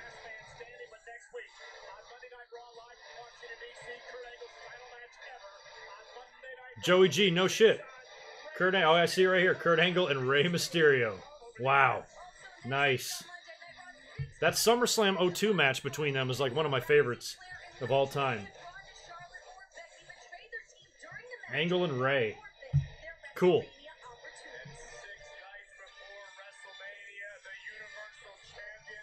Oh, God, Clyde Slater. Not much, dude. All right, we got 10 minutes to get this match done.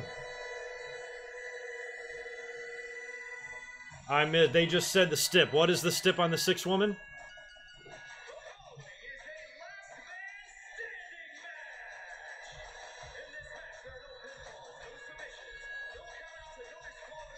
Yeah, Lisa Toronto. I'd love to see them go back to the Skydome. Skydome's getting old, man. Any plans to build the Blue Jays a new place, or are they still rolling with Skydome? What's the deal up there in Canada?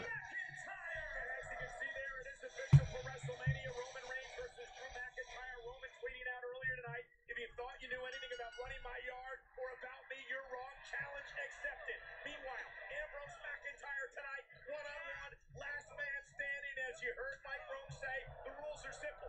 Keep your opponent down till he can't make it back to his feet by a count of 10. I'm going to echo the sentiment of Drew McIntyre earlier about Dean Ambrose. How the heck is this guy still standing? I'm curious, like, is this going to be one of the last times we see Ambrose, or is he coming back next week, or is he going to be at WrestleMania, or is he going to be involved in any way at all? Yeah, Atlanta, they deserve a lot better than 27.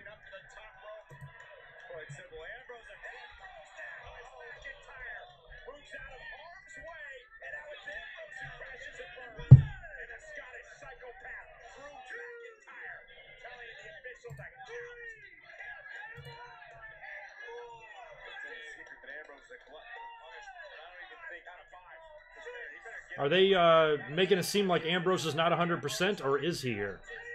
Oh my God, they're going to a commercial? Are you kidding me? Jesus. Oh shit. Alright, I'm not going to panic this time because the same thing happened last week. Stream went down real quick. But I'm back, or I should be.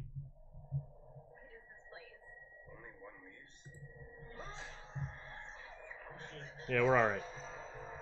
Same thing happened last week. Stream just kind of stopped, but we look good.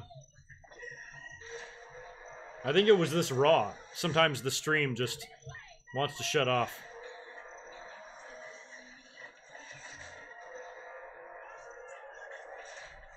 Yeah, Ice Thies, I do have a watch-along planned for next Wednesday, a week from this Wednesday, during WrestleMania week. Since we're in a commercial right now, this coming Monday, 1 week from today, you'll get the first of a string of WrestleMania videos uploaded during the day. It's a top 10 video. Later that night, I'll be live streaming my reaction to Raw. The next day, I'll be giving you a WrestleMania related review. Wednesday will be the watch along. Thursday will be predictions. Friday will be a live stream after NXT. Saturday will be a live stream after the Hall of Fame. And Sunday, I'll be reacting to the entire WrestleMania main card. All 20 hours of it. So join us. Dove Men Plus Care Body Wash rinses clean and rehydrates. Oh yeah, round of applause for me. For what? I switched the whole fam to Metro. Whoa, we were paying too much with AT&T. Now we're saving $1,200 a year on a great network. Wow, that's smart. Almost as smart as swimming into this hot spring. Oh, so smart. Makes my fur feel extra silky. Wanna feel it? No, thank you. Suit yourself. Switch to Metro. Save $1,200 a year on a network that covers 99%. I think new one. I think Kurt Angle maybe probably is. Judging from who his opponents are, That's genius. they're letting him pick some guys. So he's picking guys he's got some history with. He's picking some new guys that he respects, like Apollo. I just wish he was allowed to pick his opponent for real, even though he says he is on TV. We know that Corbin is crap is bullshit. 10 years ago. Addicted Chip, thanks for another super chat. The reason I don't stream SmackDown Live is because I work. I'm a restaurant manager. I generally work Tuesday through Saturday, and I'm off Sundays and Mondays, so Raw works out perfect, but I'm always at work on Tuesday nights. So there's been a couple of occasions where I've been off on a Tuesday and I've streamed SmackDown, but that's very rare. Very rare.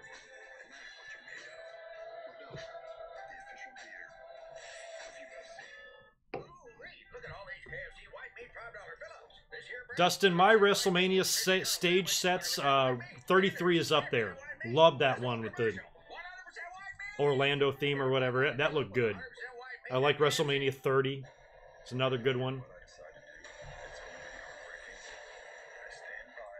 28 was pretty good, I think. 29 was great. Too bad the show sucked. Come on, buddy. You got to get on my lap. Sorry. I really liked 29 with the whole New York theme and the Statue of Liberty over the ring and the Brooklyn Bridge and all that stuff. That was awesome. And I think a lot of fans might appreciate that set more if the pay-per-view is better. But 29 was up there. I was impressed with 29. And I think 35, I'm curious what they're going to do. I would say anytime now we should start seeing pictures on Twitter. We should start, usually about 2 weeks ahead is when they start working on that set, right? So they might be getting in there right now to start putting that together. So I would think pretty soon here we're going to get some shots of the set.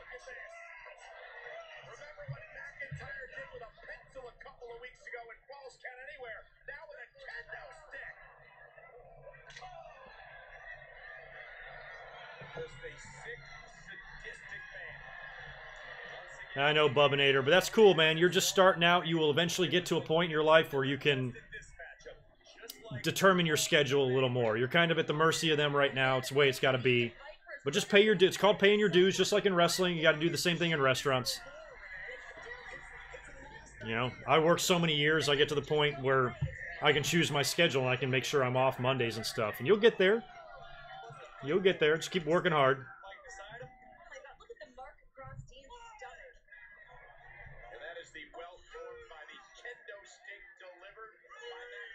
And once you start giving a feel of your place, I mean, you told me that you were been washing dishes for a while. Once you get a kind of a feel for the place and you kind of understand how the restaurant process works, start talking to your boss. Start taking initiative. Try to get yourself a promotion. Try to get on, you know, on the floor and making some money.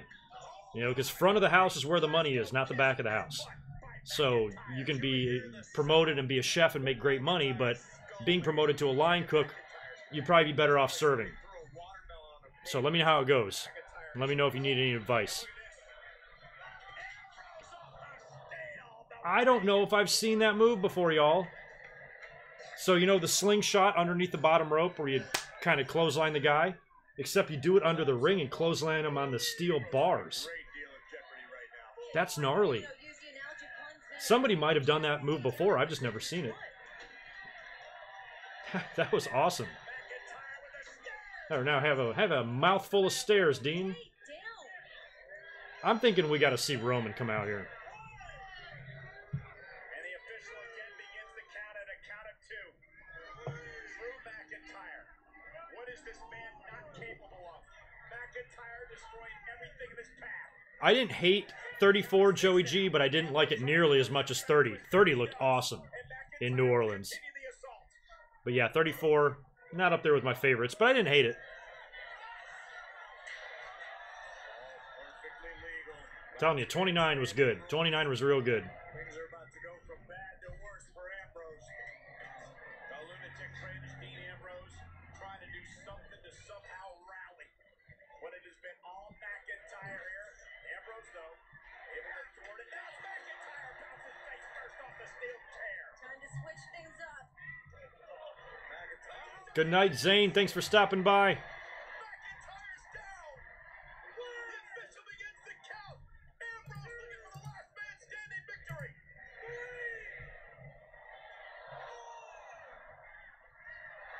Count of 5, McIntyre stunned. Trying to drag himself back to his feet. Count of 7 now by the official. McIntyre back up. Ambrose, catches him with a boot. And now the relentless assault by the lunatic fringe. Good night, Greg. Oh, Ambrose has got a table. Ambrose will do anything he can to take out McIntyre here tonight. Somebody said that last week. 31 was the last really solid WrestleMania we've ever had, and I totally disagree. I thought 33 and 34 were both solid. 31 was definitely awesome, but I don't think it was the last good one we had. No way. The only bad one we've had recently is 32. That's been a pile of shit. 32 and 29. And 27. Yeah, but 28, 30, 31, 33, 34, all solid pay-per-views. Not you, dude. I'm not talking to you.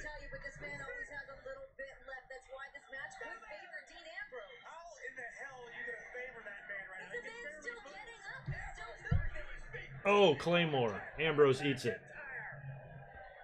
All right, buddy. You're not taking no for an answer. Just sit still, man.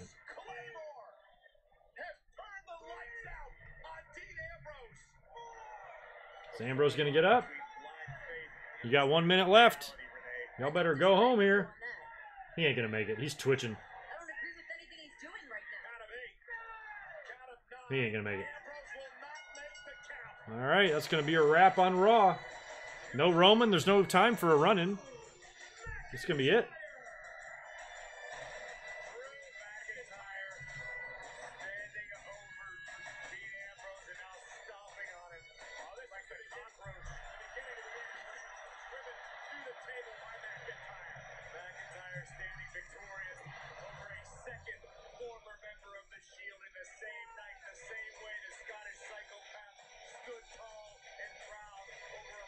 And that's the end of that.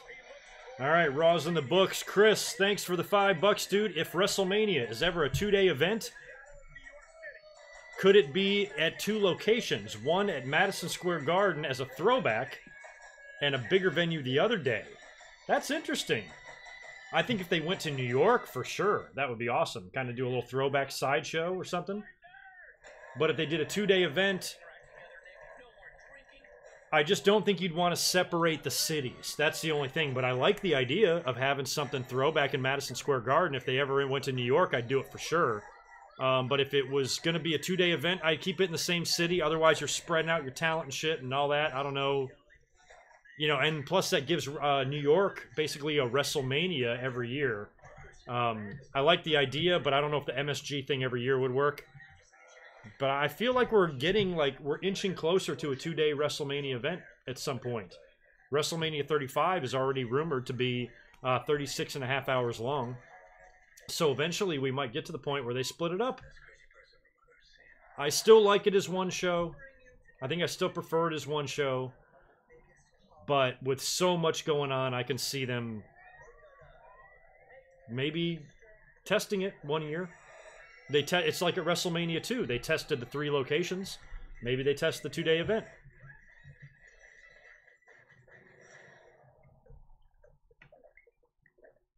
Ew. I hate the sound of people drinking. It's annoying.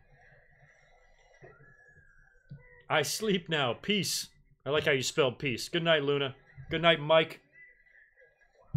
Thanks, everyone, for hanging out tonight. I am not far behind you because I have got WrestleMania videos to work on. And I want to get some of that done tonight. Notice me. You are a huge fan. There you go. I noticed you. Thank you for being a huge fan. Yeah, Raw's finished. McIntyre just straight up beat Drew McIntyre in the ring. You don't see many last man standing matches end in the ring. So that's kind of interesting and new. 2 out of 10. I kind of agree, Austin. Tonight was bad. That's why I'm glad I'm coming up here and doing a live stream this week. So by the way, I'll be up here on Friday just to come up and do a wrestling chat. It'll be a live episode. I'm not going to bother with a podcast or anything. I've got so much to work on for WrestleMania. And plus, tonight's Raw was pretty bad. Tomorrow might be fun on SmackDown. I really think we're going to see an Occupy SmackDown segment, something like that, where they basically put Daniel Bryan in the ring at WrestleMania against himself from 5 years ago and do the whole Kofi Kingston thing. And given what we saw last week, with Vince screwing over Kofi again, I think Kofi's going to have to force WWE's hand on television tomorrow night to put him in that main event. So I'm actually excited to see SmackDown tomorrow. They gotta do the Kofi stuff tomorrow, because then you got one more week to have a match or a build or a contract signing or something like that.